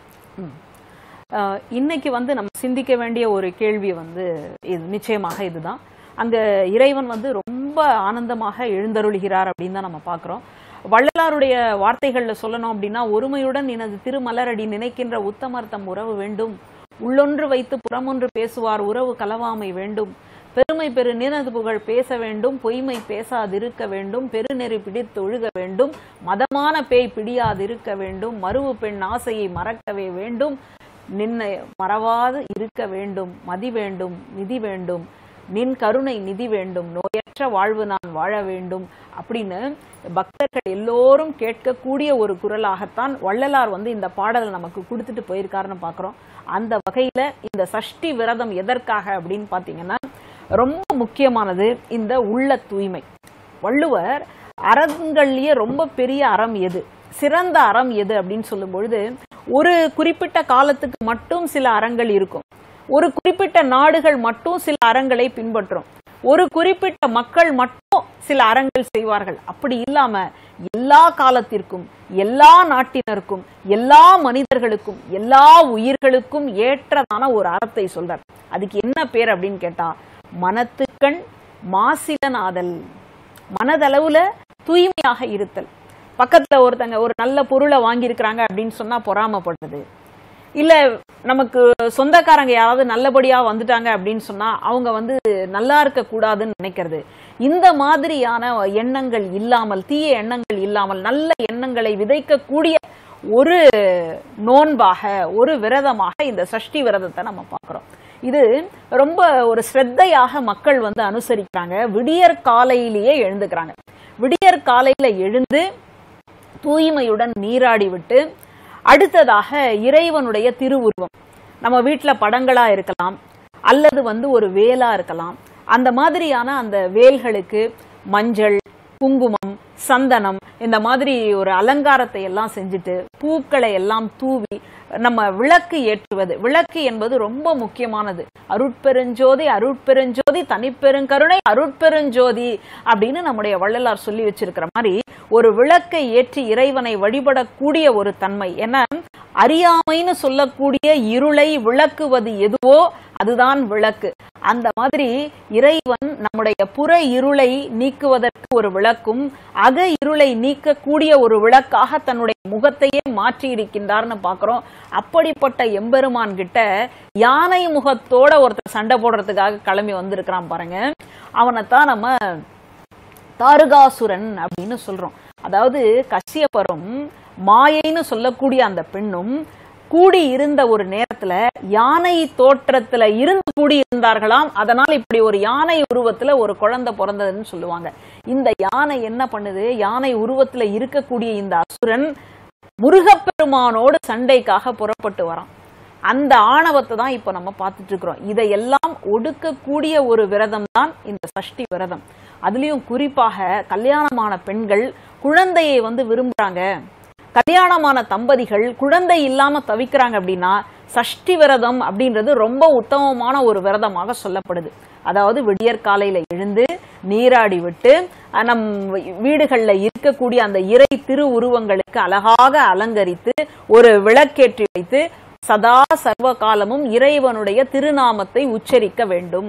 சரவணபவா, ஓம் முருகா, வேலுண்டு வினையில்லை மயிலுண்டு பயமில்லைன்னு சொல்லுவது போல இறைவனுடைய திருப்பெயர்களை உச்சரித்து கொண்டு அந்த விரதத்தை நம்ம இருக்கணும். முடிஞ்சவங்க சாப்பிடாம விரதம் இருக்கலாம், முடியாதவங்க ஒரு பால் அல்லது பழம் இந்த மாதிரி சில பொருட்களை சாப்பிட்டுட்டு விரதம் இருக்கலாம். இப்படி வரிசையாக இருக்கிறது அப்படின்றது ஒண்ணு உண்டு. சிலர் என்ன பண்றாங்கன்னா, முதல் நாள் ஒரே ஒரு மிளகு, 2வது நாள் 2 மிளகு, 3வது நாள் 3 மிளகு அப்படின்னு சொல்லி அந்த 6 நாள்கள் 6வது மிளகை சாப்பிடக்கூடிய தீவிரமான வைராகியம் மிக்க தொண்டர்களும் இருக்கத்தான் செய்கிறார்கள். அப்படி விரதம் இருக்கும் பொழுது அவங்க என்ன பண்ணணும்னா, ஆரம்பத்திலேயே கடவுள்கிட்ட மனமுருகி வேண்டிக்கணும். இன்ன காரணத்துக்காக என்னுடைய பிள்ளைகள் நல்லபடியா படிச்சுட்டு வரணும், என்னுடைய பிள்ளைகளுக்கு கல்யாணம் நடக்கணும், இல்ல எனக்கு ஒரு உயர் பதவி கிடைக்கணும், இந்த மாதிரி என்ன நோக்கத்திற்காக இருக்கிறோமோ அதை முன்கூட்டியே எம்பெருமானுக்கு விண்ணப்பம் செய்து விட்டு அதை தொடர்ச்சியாக நம்ம செய்ய வேண்டும் அப்படின்னு நம்ம பெரியவங்க சொல்லி கொடுத்திருக்கிறாங்க. இப்படி இந்த 6 நாட்களும் பக்தி சிரத்தையோட, அந்த நேரத்துல வேற எதையும் நம்ம நினைக்கவே கூடாது. மனம் மொழி மெய்யாலே இறைவனை மட்டுமே நினைக்க வேண்டும். மனம் மொழி மெய் என்பது தூய்மையுடன் இருக்க வேண்டும். இதைத்தான் நம்முடைய விரதங்கள் நமக்கு சொல்லி கொடுக்குது. அப்படி தூய மனத்துடன் இந்த விரதங்களை அனுஷ்டிக்கிறோம். கடைசியா அந்த சூரசம்ஹாரம் எல்லாம் முடிஞ்சதுக்கு அப்புறமா இறைவனுக்கு இனிப்பு, அதாவது சக்கரை பொங்கல் அல்லது கேசரி அல்லது பாயசம், இப்படி இனிப்பால நிறைந்திருக்கக்கூடிய ஒரு பிரசாதங்களை செய்து இறைவனுக்கு படைத்து, முக்கியமான விஷயம் என்ன அப்படின்னா மற்ற அடியார்களுக்கும் கொடுத்துட்டு நம்ம சாப்பிடணும். இந்த பாருங்க, எப்படி ஆணவத்தோடு வரக்கூடிய ஒரு ராட்சசனை பார்க்கிறோம். அந்த ராட்சசனுக்கு மற்றவர்கள் மீது அன்பு கிடையாது, மற்ற உயிர்கள் மீது எந்த விதமான அக்கறையும் கிடையாது. அப்படி இல்லாமல் சஷ்டி விரதத்துல இந்த சூரசம்ஹாரத்திற்கு பிறகு நாம் செய்யக்கூடிய அந்த நெய்வேத்தியம் மற்ற அடியார்களோடு பகிர்ந்து சாப்பிடணும். அப்படி இல்லை அப்படின்னா கோவிலுக்கு போய் கூட நம்ம கொடுத்து சாப்பிடலாம். இதெல்லாம் முடிச்சதுக்கு அப்புறமா இறைவனுக்கு திருக்கல்யாண வைபவம் அப்படின்னு நடக்கும். அப்பதான் நீங்க சொல்லக்கூடிய அந்த உற்சவ மூர்த்திகளை நம்ம பார்க்கலாம். நம்ம இங்க திருச்செந்தூர்ல 4 உற்சவ மூர்த்திகள் அப்படின்றவங்க ரொம்ப விசேஷம். சாதாரணமா கோவிலுக்குள்ள இருக்கக்கூடிய சிலைகளை அந்த அங்கேயே இருக்கக்கூடிய சிலைகளாக நம்ம பார்க்கிறோம். ஆனால் வெளியில இந்த அடியார்களை எல்லாம் பார்த்து அருள் செய்யக்கூடிய ஒரு திருவுருவத்துக்கு தான் உற்சவ மூர்த்திகள், உற்சவத்தை காணக்கூடியவர்கள் அப்படின்னு பேரு. அப்படிப்பட்ட அந்த உற்சவ மூர்த்திகள் ஒருத்தர் ஜெயந்திநாதர். அந்த ஜெயந்திநாதரை தான் இன்னைக்கு நம்ம திருச்செந்தூர்ல இந்த மாலை முரசு தொலைக்காட்சியின் வழியாக நாம வீட்டில் இருந்தபடியே தரிசித்துக் கொண்டிருக்கின்றோம். அடுத்ததாக சண்முகர்னு, திருமுருகாற்றுப்படையில நக்கீர பெருமான் கூறுவதை போல சண்முகர் என்கின்ற ஒரு உற்சவ மூர்த்தியை திருச்செந்தூர்ல நம்ம தரிசனம் செய்யலாம். ஏன் சண்முகம், அதனால 6 முகம் ஏன் அப்படின்னு கேட்டா, நமக்கு திசைகள் 4, கிழக்கு மேற்கு வடக்கு தெற்கு அப்படின்னு சொல்லுவோம். அதை தாண்டி மேல்நிலை கீழ்நிலை ஆக அந்த 4 கூட்டல் 2 சேர்த்தோம்னா 6. அப்போ 6 திசைகளிலும் என்னுடைய செல்வாக்கை, என்னுடைய பார்வையை, என்னுடைய அருட்கண்களை செலுத்திக் கொண்டே இருக்கிறேன் அப்படின்றத எப்படி காட்ட முடியும் அப்படின்னு சொன்னா 6 முகங்களாக காட்ட முடியும். இன்னொரு பக்கம் பாத்தீங்க அப்படின்னா அதுதான் தமிழினுடைய வல்லினம், மெல்லினம், இடையினம்னு சொல்லக்கூடிய 6 எழுத்து. அதனால தமிழ் வேற கிடையாது, முருகன் வேற கிடையாது. தமிழும் முருகனும் ஒண்ணுதான்னு சொல்றதுக்காகத்தான் 6 முகங்களோடு எம்பெருமான் காட்சி கொடுத்து கொண்டிருக்கின்றார். அவருடைய அந்த 12 திருக்கரங்கள் என்பது என்ன? அதுதான் உயிரெழுத்துன்னு சொல்லக்கூடிய அத்தனை எழுத்துக்கள்னு பாக்குறோம். அப்படி உயிரெழுத்துக்களோடு 12 திருக்கரங்களோடு எம்பெருமான் சேவை சாதித்துக் கொண்டிருக்கின்றார். அப்படிப்பட்ட ஒரு நாதரை சண்முகர் அப்படின்னு நம்ம குறிப்பிடுறோம். அடுத்ததாக பார்க்கும் பொழுது குமார விடங்கர்னு, குமாரன் அப்படின்னு சொன்னாலே இளமை, அழகு, சுபீக்ஷம், செல்வாக்கு எல்லாம் சேர்ந்ததுதான் குமாரன். அதனால முருகப்பெருமானை தரிசனம் செய்பவர்கள், முருகப்பெருமானை வழிபாடு செய்பவர்கள் இளமையோடும் செல்வாக்கோடும் நோய் நொடி இல்லாமல் இருக்கக்கூடியவர்களாக இருக்கிறாங்கன்னு பாக்குறோம். அப்படி குமார விடங்கராக எம்பெருமான் காட்சி கொடுத்து கொண்டிருக்கின்றார். இன்னொருத்தர் அலைவாய் உகந்த நாதர். அலைவாய் அப்படின்னு சொன்னா அந்த கடல்ல இருக்கக்கூடிய அலைகள் ஒன்னொன்னா அப்படியே அந்த கரையை தொட்டு மறுபடியும் திரும்பி போகுதான். ஏன், என்னவா இருக்கும் அப்படின்னா, சூரபத்மன் ஒரு வரம் கேட்டிருந்தானாம். எப்போ எம்பெருமான் தன்னுடைய விஸ்வரூப தரிசனத்தை அந்த சூரபத்மனுக்கு காட்டும் பொழுது அந்த சூரபத்மனுக்கு ஆணவம் அடங்கியதாம். அப்போ கேட்டானா, சுவாமி இந்த இடத்துல நான் கடலா இருக்கணும். ஏன்னா இங்க குளிக்கக்கூடிய பக்தர்களினுடைய அந்த ஆணவத்தை போக்கி உன்னுடைய திருவடிகள்ல சரணமடைய செய்வதற்காக நான் இங்க கடலா இருக்கணும் அப்படின்னு கேட்டுக்கிட்டதாக ஒரு புராணம் உண்டு. அந்த வகையில அந்த அலைகள் அப்படியே கரைகளை தொட்டு தொட்டு போகுது அப்படின்னா அங்க இருக்கக்கூடிய திருச்செந்தூர் எம்பெருமானை வணங்கிவிட்டு செல்வதாக ஐதீகம். அப்படி அந்த அலைவாய் உகந்த நாதர்னு சொல்லக்கூடிய ஒரு அற்புத திருமேனியாக எம்பெருமான் காட்சி கொடுத்து கொண்டிருக்கின்றார். இப்படிப்பட்ட சூழல்ல இந்த முருகப்பெருமானை நாம் தரிசித்து இந்த சஷ்டி விரதத்தை நாம் அனுஷ்டிப்பதனால் என்ன கிடைக்கும் அப்படின்னு கேட்டா, நான் ஏற்கனவே சொன்னேன் இல்லையா, திருமணமான தம்பதிகள், அடுத்தது குழந்தையை எதிர்பார்க்கக்கூடிய தம்பதிகள், அவர்களுக்கு பிள்ளை வரம் இல்லை அப்படின்னு சொன்னா இந்த சஷ்டி விரதம் இருந்தால் நிச்சயமாக குழந்தை பிறக்கும் என்பது நம்பிக்கை. அதற்காகத்தான் ஒரு பழமொழி உண்டு, சட்டியில இருந்தா அகப்பையில வரும். அது சட்டியில இருந்தா அகப்பையில வர்றது கிடையாது. சஷ்டி என்று சொல்லக்கூடிய அந்த நாள்ல விரதம் இருந்தால் அகப்பைன்னு சொல்லக்கூடிய கருப்பையில குழந்தை உருவாகும் என்பதைத்தான் சஷ்டியில இருந்தால் அகப்பையில வரும் அப்படின்னு சொன்னாங்க. நம்ம எப்பவும் போல அந்த வார்த்தையை மாத்தி போட்டு சட்டியில இருந்தா தானே அகப்பையில வரும் அப்படின்னு நம்ம திரிச்சிட்டோம். ஆனால் உண்மை என்ன அப்படின்னு கேட்டா, இந்த சஷ்டி விரதம் குழந்தை இல்லாதவர்களுக்கு குழந்தையை கொண்டு வந்து சேர்க்கும், ஞானம் ஏற்பட வேண்டும் என்று நினைக்கக்கூடிய மக்களுக்கு கல்வியை கொண்டு வந்து சேர்க்கும். ஆனால் அந்த எம்பெருமான் கைகள்ல இருக்கக்கூடிய அந்த வேல் ஞானவேல், வெற்றிவேல், வீரவேல், செல்வாக்கை கொடுக்கக்கூடிய அனைத்து வேலாக இருக்கிறது அப்படின்றதான் நம்ம அந்த இடத்துல பார்த்துட்டு இருக்கிறோம். சிறப்பு. தொடர்ந்து இதை பற்றி பேசலாம். தொடர்ந்து சூரசம்ஹார நேரலையை பார்க்கலாம். சிறிய இடைவேளைக்கு பிறகு. செந்தூரின் கடலோரத்தில் செந்தில் அரசாங்கம். தமிழ்நாட்டின் 8 திக்கும் உள்ள உணர்வுகளை உங்கள் முன் எடுத்து வைக்கும் தமிழ்நாடு 360 திங்கள் முதல் சனிக்கிழமை வரை காலை 7:30 மணிக்கு மற்றும் பிற்பகல் 2:30 மணிக்கு. திடுக்கிட வைக்கும் குற்றங்களின் பின்னணிதான் என்ன? குற்றப்பிரிவு தினமும் இரவு 9:30 மணிக்கு மற்றும் பிற்பகல் 1:30 மணிக்கு நமது வாழை முரசு செய்திகள் தொலைக்காட்சியில். ஹாலிவுட் முதல் ஹாலிவுட் வரை அத்தனை செய்திகளும் அரை மணியில். கடலோரத்தில் செந்தில் நாதன் அரசாங்கம்.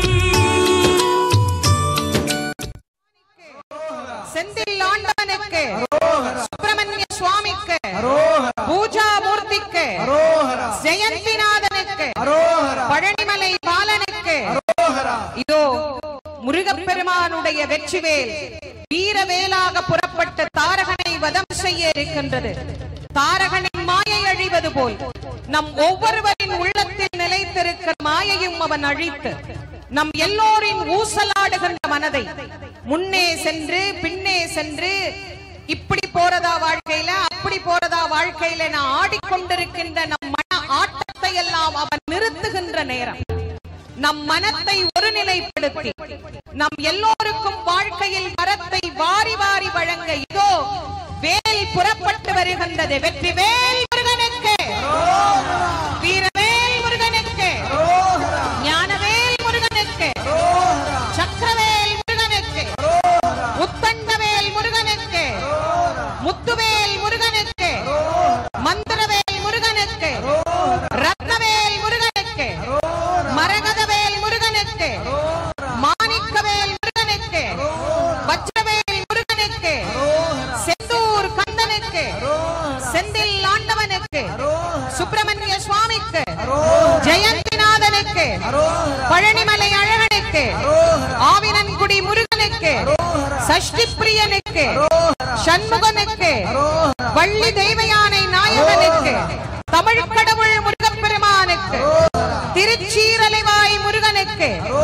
நம் எல்லோருக்கும் வாழ்வு கொடுக்கும் வள்ளல் கலி உலகத்தின் கந்த கடவுள் நம் அனைவருக்கும் அருள் புரியக்கூடிய அற்புதமான அந்த நாதர் இதோ நம் அனைவரையும் ஆட்கொள்ளும் பொருட்டு நிதானமாக, மாயை அவ்வளவு சீக்கிரமாக விழுந்துவிடும், எப்போது அவன் தலை விழப் போகிறது என்று நாம் எதிர்பார்த்து காத்திருக்கின்ற நேரத்தில் கூட முருகப்பெருமான் பதட்டமே இல்லாது நிறுத்தி நிதானமாய் அவனுடைய உயர்வும் உலகத்திற்கு தெரிய வேண்டும் என்று பகைவனின் வலிமையை காட்டிக் கொண்டிருக்கின்ற நேரம் இது.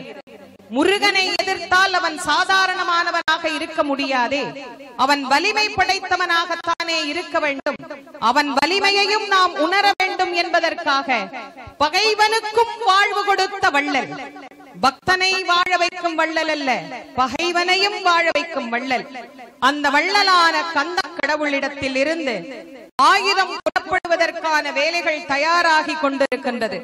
அது வந்த உடனே முருகப்பெருமானின் மாயையிலிருந்து முருகன் மாயையை நீக்கி தாரகனை அழித்து நம்மையும் ஆட்கொண்டு அருளக்கூடிய அற்புதமான இதமான அந்த கணப்பொழுதை நாம் அனைவரும் எதிர்பார்த்து காத்திருக்கின்றோம். நீலச்சிகண்டியில் ஏறும் பிரான் எந்த நேரத்திலும் கோலக்குரத்தையுடன் வருவான்.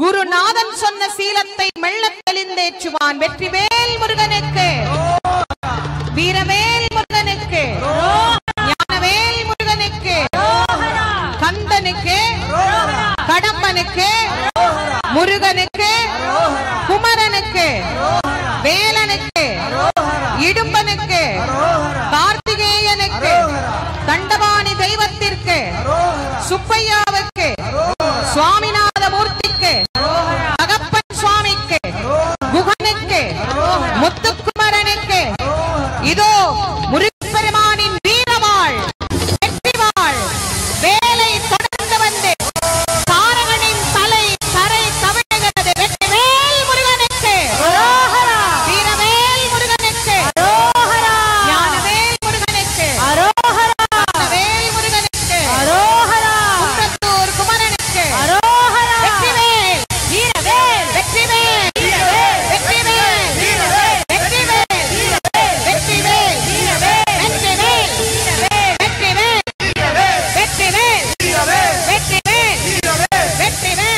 வெற்றிவேல், வெற்றிவேல், வெற்றிவேல், வெற்றிவேல். இதோ தாரகனை வதைத்து கந்தசஷ்டி பெருவிழாவின் சிகர நிகழ்வான சூரசம்ஹாரத்தின் சிறப்பு நேரலையை பார்த்து வருகிறோம். தொடர்ந்து ஐயா, 3 அசுரர்களை வதம் செய்வதுதான் இந்த சூரசம்ஹார நிகழ்வு. இந்த சூழல்ல இந்த 3 அசுரர்கள் யார், அவர்களை வதம் செய்வதற்கான காரணம் என்ன? நிச்சயமாக, ஏன்னா இப்ப முதல்ல நம்ம அற்புதமான காட்சியை கண்டோம். ஏன்னா சூரபத்மன் என்று சொல்லக்கூடிய அசுரனுக்கு 2 தம்பிகள்.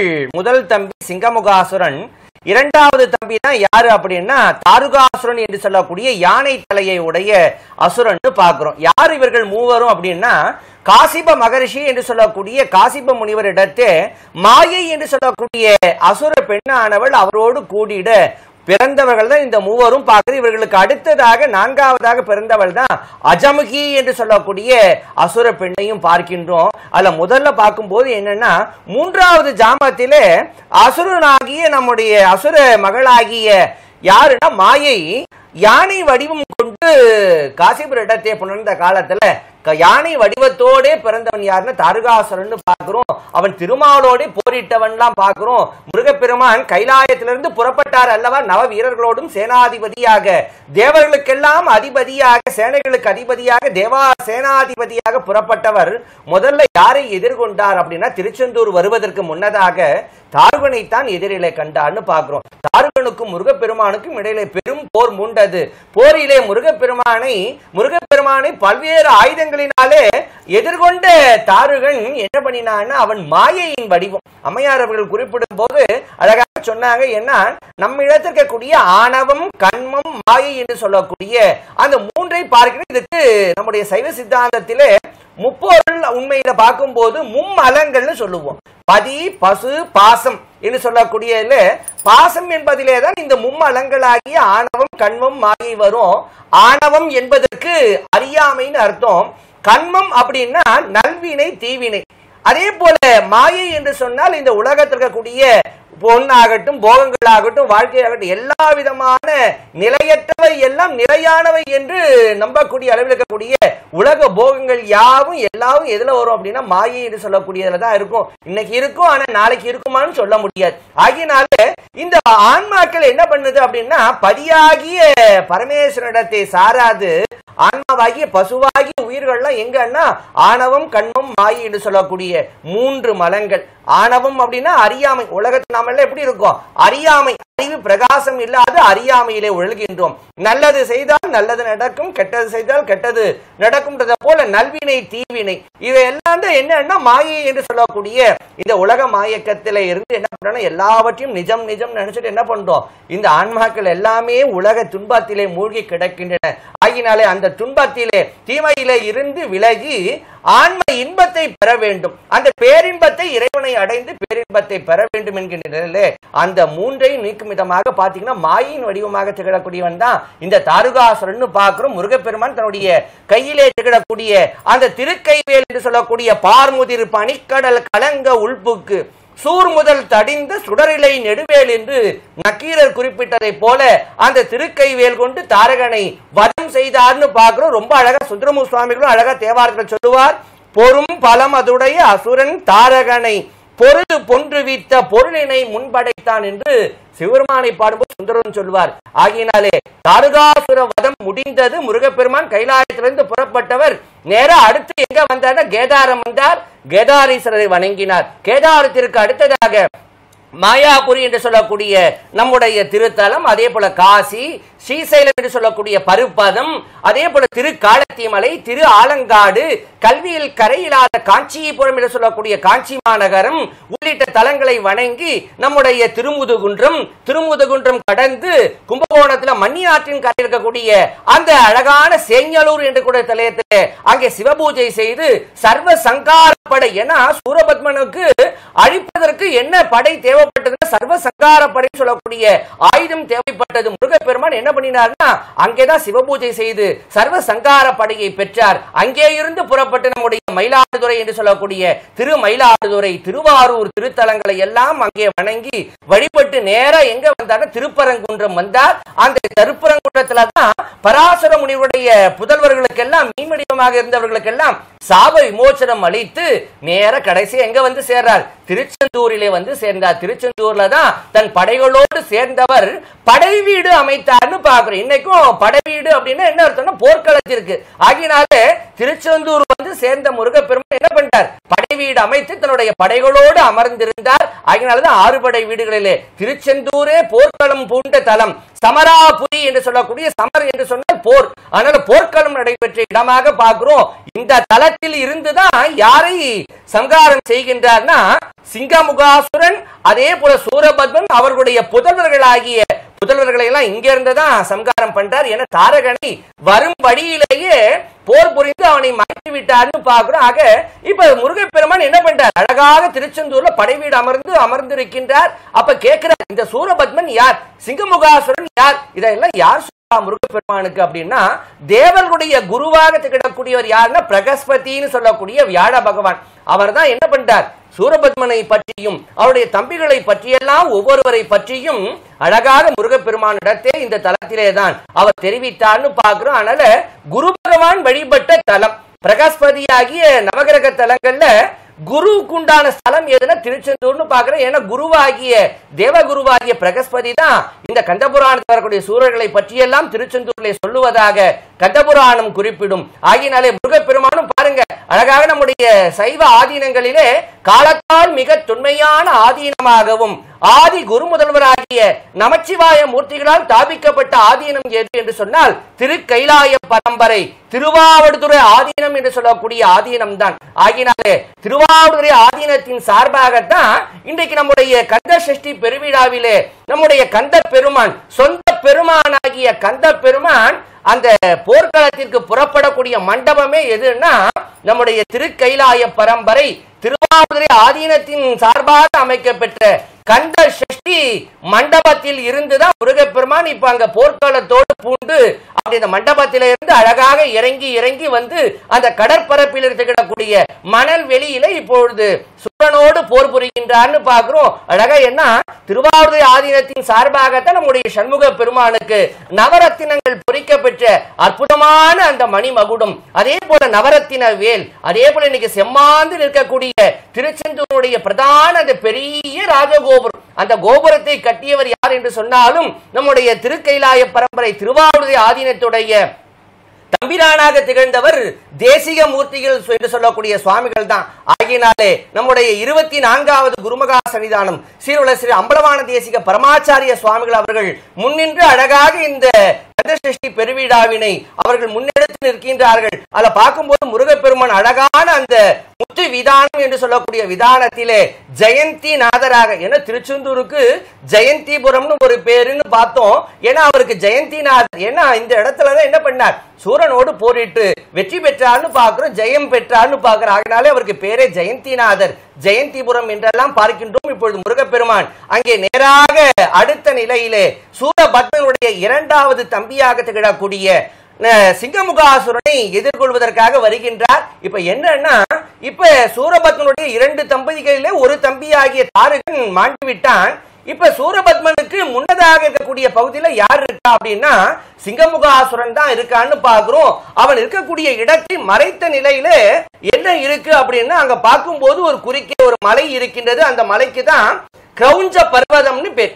அந்த கிரௌஞ்ச பர்வதத்தை பார்க்கின்ற போது என்னன்னா, எப்படிப்பட்டதுன்னா, யார் அந்த மலைக்கு உண்டாலும் அந்த மலையிலே வரக்கூடியவர்கள் மயக்கமுற்றுவார்கள்னு பார்க்கிறோம். அந்த மலையிலே சிக்குடுவார்கள். ஆகினால யாரெல்லாம் அந்த மலையிலே வந்து சிக்குண்டார்கள், முருகப்பெருமான் சிங்கமுகாசுரனாகிய சூரபத்மன் இரண்டாவது தம்பியை எப்படி அழித்தார் என்பதையெல்லாம் அடுத்து காண்போம். மிக சிறப்பையா, தொடர்ந்து இதை பற்றி பேசலாம். சூரசம்ஹார நிகழ்வின் நேரலை காட்சிகளை பார்த்து வருகிறோம். ஒரு சிறு இடைவேளைக்கு பிறகு மீண்டும் பார்க்கலாம்.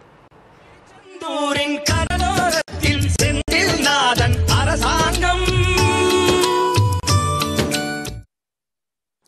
ஹாலிவுட் முதல் ஹாலிவுட் வரை அத்தனை செய்திகளும் அரை மணியில். சினிமா கார்னர் திங்கள் முதல் சனிக்கிழமை வரை தினமும் மாலை 6:30 மணிக்கு.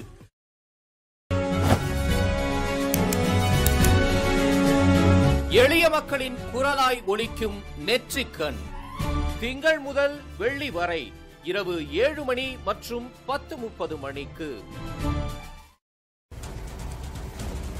திடுக்கிட வைக்கும் குற்றங்களின் பின்னணிதான் என்ன? திருச்செந்தூரின் கடலோரத்தில் செந்தில் நாதன் அரசாங்கம். கொடுமனூரின் அழகனுக்கு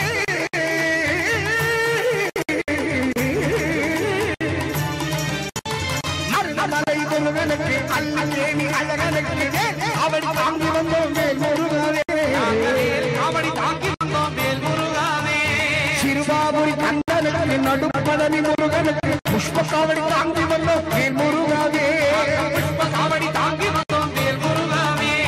பொங்கார காவடி மொய்யார காவடி, காவடி மொய்யார காவடி, பொங்கார காவடி மொய்யார காவடி, காவடி மொய்யார காவடி. கதிர்காம கந்தனுக்கு பரம காவடி, உலகமெங்கும் முருகனுக்கு பரம காவடி. பத்துமலை முருகனுக்கு பக்தர்களின் சிறப்பான. இந்த ஷெட் மேல நிக்கிறவங்க கீழே இறங்குங்க. ஷெட் மேல ஏறனவங்க முதல்ல இறங்குங்க, கீழே இறங்குங்க. ஷெட் மேல ஏன் சார் ஏறீங்க? ஷெட் மேல நிக்கிற எல்லாரும் முதல்ல கீழே இறங்குங்க சார். ஷெட்ல நிக்கிற அனைவரும் கீழே இறங்குங்க. பாதுகாப்பான இடத்துல நில்லுங்க. காவல்துறை உங்களை ரொம்ப அன்பா கேட்டுட்டு இருக்காங்க.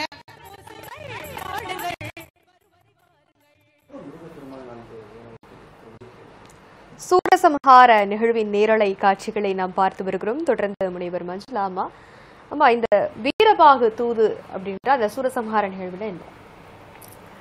பொதுவா நம்ம எப்பவுமே ஒரு போர் அப்படின்னு சொன்னா முன்னாடி போய் நிக்கிறது கிடையாது. ஏன்னா போர் அப்படின்னு சொன்னா அந்த பக்கமும் சரி இந்த பக்கமும் சரி அழிவு என்பது இருந்துகிட்டே இருக்கும். அப்போ போரின் காரணமாக இவ்வளவு பெரிய அழிவை வந்து நம்ம தவிர்க்கணும் அப்படின்னு நினைச்சா தூதுன்னு சொல்லி நம்ம அனுப்புவோம். இது வந்து இலக்கியங்கள்ல இருந்து நம்முடைய சமயங்கள்ல இருந்து எல்லாரும் அடிப்படையாக நம்ம பார்க்கக்கூடிய ஒரு செய்தி. தமிழ் இலக்கியங்கள்ல ஔவையாருடைய தூது ரொம்ப முக்கியமானது. அதியமானுக்கும் தொண்டைமானுக்கும் ஒரு பெரிய சண்டை வந்து நடக்க போகுது அப்படின்னு சொல்லும் போது தொண்டைமான் தோத்துருவான் அப்படின்றது வந்து வெளிப்படையாக தெரியும். அந்த சூழல்ல அதியமான் சார்பாக போற மாதிரியே ஆனா தொண்டைமானுக்கு பேசுற மாதிரியே பேசி அந்த சண்டைய வந்து நிறுத்துவாங்க. இது நம்ம தமிழ் இலக்கியத்துல. ராமாயணத்துல பாத்தீங்க அப்படின்னு சொன்னா அனுமாருடைய தூது ரொம்ப முக்கியமானது. அவர் வந்து ராவணன் கிட்ட பல விஷயங்களை வந்து அறிவுறுத்தி சொல்லுவார். வந்திருக்க கூடியது, நீ யார தூக்கிட்டு வந்திருக்கிறியோ அந்த பெண்ணினுடைய கணவர் யார் அப்படின்னா தெய்வம். 10 அவதாரங்கள்ல ஒன்னா இருக்கக்கூடிய ராமனுடைய அவதாரம் தான். அதனால வந்திருக்கக்கூடியது தெய்வம். அதனால தெய்வத்தினுடைய மனைவியை நீ இந்த மாதிரி அபகரிச்சுட்டு வந்தது, தூக்கிட்டு வந்தது அப்படின்றதே தப்பு. அதனால அதை வந்து விட்டுடணும் அப்படின்னு சொன்னா கேட்கவே இல்லை. இப்போ இந்த சூழல்ல தான் அதுக்கப்புறம் அனுமாருடைய அந்த வால்ல நெருப்பு வச்சு அது இலங்கை முழுக்க எரிச்சு அது முடிஞ்சு போகுது அப்படின்னு சொல்லி பார்க்குறோம். மறுபடியும் ஒரு மந்திர ஆலோசனை நடத்தி இலங்கை வந்து மறுபடியும் புதுப்பிக்கிறாங்க அப்படின்னு பார்க்குறோம். இந்த சூழல்ல இப்போ முருகப்பெருமான் என்ன நினைக்கிறார் அப்படின்னா, நம்ம ஒரு தூது அனுப்பி பார்ப்போம், இந்த அசுரன் வந்து மனம் திருந்த கூடும் அப்படின்னு நினைக்கிறார். ஆனால் தான் முருகப்பெருமானை ஒரு வைதாரையும் வாழ வைக்கும் தெய்வம் அப்படின்னு நம்ம சொல்றோம். மகாகவி பாரதியார் பாடுவார் இல்லையா, பகைவனுக்கு அருள்வாய் நன்னெஞ்சே பகைவனுக்கு அருள்வாய்னு. அதை போல எப்படியாவது இந்த சூரனுடைய மனசை வந்து நம்ம மாத்திர மாட்டோமா அப்படின்றதுனால வீரபாகுன்னு சொல்லக்கூடிய மிக முக்கியமானவர், அதாவது சகோதரர் போன்றவர், அவரை வந்து தூதுக்காக அனுப்புறார். அங்க பாருங்க, அந்த சிங்கமுகன்னு சொல்லக்கூடிய அந்த நபர், அந்த அசுரன் எப்பேற்பட்ட ஆணவத்தோடு, அதாவது இந்த சிங்கமுகாசுரனை கண்மம் என்று சொல்றோம் இல்லையா, அந்த பாவத்தோடு அந்த மலத்தோடு வந்து நம்ம ஒப்பிட்டு சொல்லுவோம்.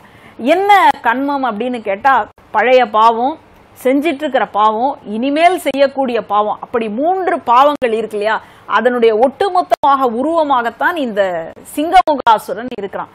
இவன் ஏன் சிங்கமாக அந்த முகமாக வந்து பிறந்தான் அப்படின்னு கேட்டா, கசியப முனிவரும் மாயைன்னு சொல்லக்கூடிய அந்த அசுர பெண்ணும் இணைந்திருக்கும் பொழுது சிங்கத்தினுடைய உருவத்துல இருந்து இணைந்திருந்தாங்களாம். அதனால இந்த குழந்தை வந்து அப்படி பிறந்திருக்கு. இதெல்லாம் நமக்கு வந்து ஒரு மிகப்பெரிய பாடம். அப்போ ஒரு குழந்தை வளர்ப்பு என்பது, ஒரு குழந்தை பிறப்பு என்பது ஒரு தவத்தை போல. நம்ம ஒரு ஒன்றிய நிலையில நல்ல சிந்தனைகளோடு ஒரு குழந்தையை நம்ம ஈன்றெடுக்க வேண்டும். ஏன்னா குழந்தை என்பது வருங்காலத்தினுடைய அடுத்த தலைமுறை, அதாவது இந்த வருங்காலத்தினுடைய ஒரு தூண், இந்த உலகத்தை பாதுகாக்கக்கூடிய ஒரு சொத்து. அப்படிப்பட்ட குழந்தைகளை நாம எப்படி இந்த உலகத்துக்கு கொண்டு வர வேண்டும் அப்படின்றத காட்டி கொடுப்பதற்காகத்தான் இந்த போன்ற புராணங்களை நம்ம சொல்றோம். அப்போ இந்த சிங்கமுகாசுரன் கண்மத்தினுடைய வடிவம், அதாவது பாவங்களினுடைய வடிவம், அந்த பாவங்களினுடைய வடிவமாக இங்க வந்து நிக்கிறான் இல்லையா. இப்படிப்பட்ட அசுரன் கிட்டையும் சூரபத்மன் கிட்டையும் தான் முருகப்பெருமான் வீரபாகுன்னு சொல்லக்கூடிய ஒருவரை தூதாக அனுப்புறார். போய் ஒரு நல்லது வந்து எடுத்து சொல்லு. ஏன்னா சில பேருக்கு நல்லது கெட்டது தெரியாம இருப்பாங்க. ஒருவேளை நல்லதை எடுத்து சொன்னா அவர்கள் திருந்த கூடும் அப்படின்றனால நல்லதை போய் எடுத்து சொல்லு அப்படின்னு. அதை போலவே வீரபாகு வராரு. அவர் முருகப்பெருமானுடைய பராக்கிரமங்களை, முருகப்பெருமானுடைய பெருமையை சொல்றார். அதை விட இவங்க எல்லாரும் யாரை நோக்கி தவம் இருந்தார்கள்? சிவபெருமானை நோக்கி தவம் இருந்தாங்க. அப்படிப்பட்ட சிவபெருமானுடைய செல்வன் தான், சிவபெருமானுடைய திருக்குமாரன் தான் முருகப்பெருமான், சிவகுமார் அப்படின்னு சொல்லி சொல்றாங்க. அப்படி சொன்னதுக்கு அப்புறமா கூட இவர்களுடைய ஆணவம், கண்மம் எதுவுமே மறையாம, எதுவுமே ஒழியாம, இவன் என்ன சாதாரண பாலகன் தானே, இவன் என்ன சின்ன குழந்தை தானே, இந்த சின்ன குழந்தைய நம்ம பயமுறுத்திடலாம், ஒரு பெரிய உருவம் எடுத்தோம் அப்படின்னு சொன்னா இந்த குழந்தை பயந்துரும். இந்த கிரௌஞ்ச மலைன்னு சொல்றோமே, இந்த மலையே மாயத்தன்மை கொண்டது, இதுல எங்க போய் ஒளிஞ்சுக்கிறோம்னே யாருக்குமே தெரியாது. அதனால இத வச்சு அந்த குழந்தைய நம்ம வந்துட்டு மயங்க செய்யலாம் அப்படின்னு ஒரு தவறான திட்டத்தை இந்த அசுரர்கள் தீட்டுகின்றார்கள். அப்போ கூட ரொம்ப நிதானத்தோடு வீரபாகு நல்ல செய்திகளை எடுத்து சொல்றார். அப்பவும் இவங்க வந்து கேட்காம போகும்பொழுதுதான், அந்த தூது பயனளிக்காமல் போகும்பொழுதுதான், அந்த தூதாக வந்த ஒரு நபரையே சிறையில அடைக்கும் பொழுதுதான் எம்பெருமான் முருகப்பெருமானுக்கு மிகப்பெரிய கோபம் எழுகின்றது. சாதாரணமா தூதா வந்திருக்கிறாங்கன்னா அவங்கள ரொம்ப மரியாதையோட நடத்தணும், கண்ணியத்தோடு நடத்த வேண்டும். அந்த மரியாதையும் தெரியல, அந்த கண்ணியமும் தெரியல. நம்ம யார தெய்வமா நினைச்சு ஒரு தவம் இருந்தோமோ அந்த தெய்வத்தினுடைய குழந்தையாச்சே அப்படின்றது கூட நினைக்காம அந்த குழந்தைக்கு எதிரிலேயே இவங்க வந்து சண்டைக்காக புறப்பட்டு நிக்கிறது அப்படின்றதுதான் அவர்களுடைய மிகப்பெரிய துரதிருஷ்டம் அப்படின்னு பாக்குறோம். இதன் வழியாக முருகப்பெருமான் நமக்கு சொல்லக்கூடிய செய்தி என்ன அப்படின்னு கேட்டா, யார் ஒருவர் மனதளவுல நான் தான் அப்படின்னு, ஆணவம் அப்படின்னு, அகங்காரம் அப்படின்றதோட இருக்கிறாங்களோ அவங்க யாருமே நல்ல நிலைக்கு வருவது என்பது சாத்தியம் இல்லை.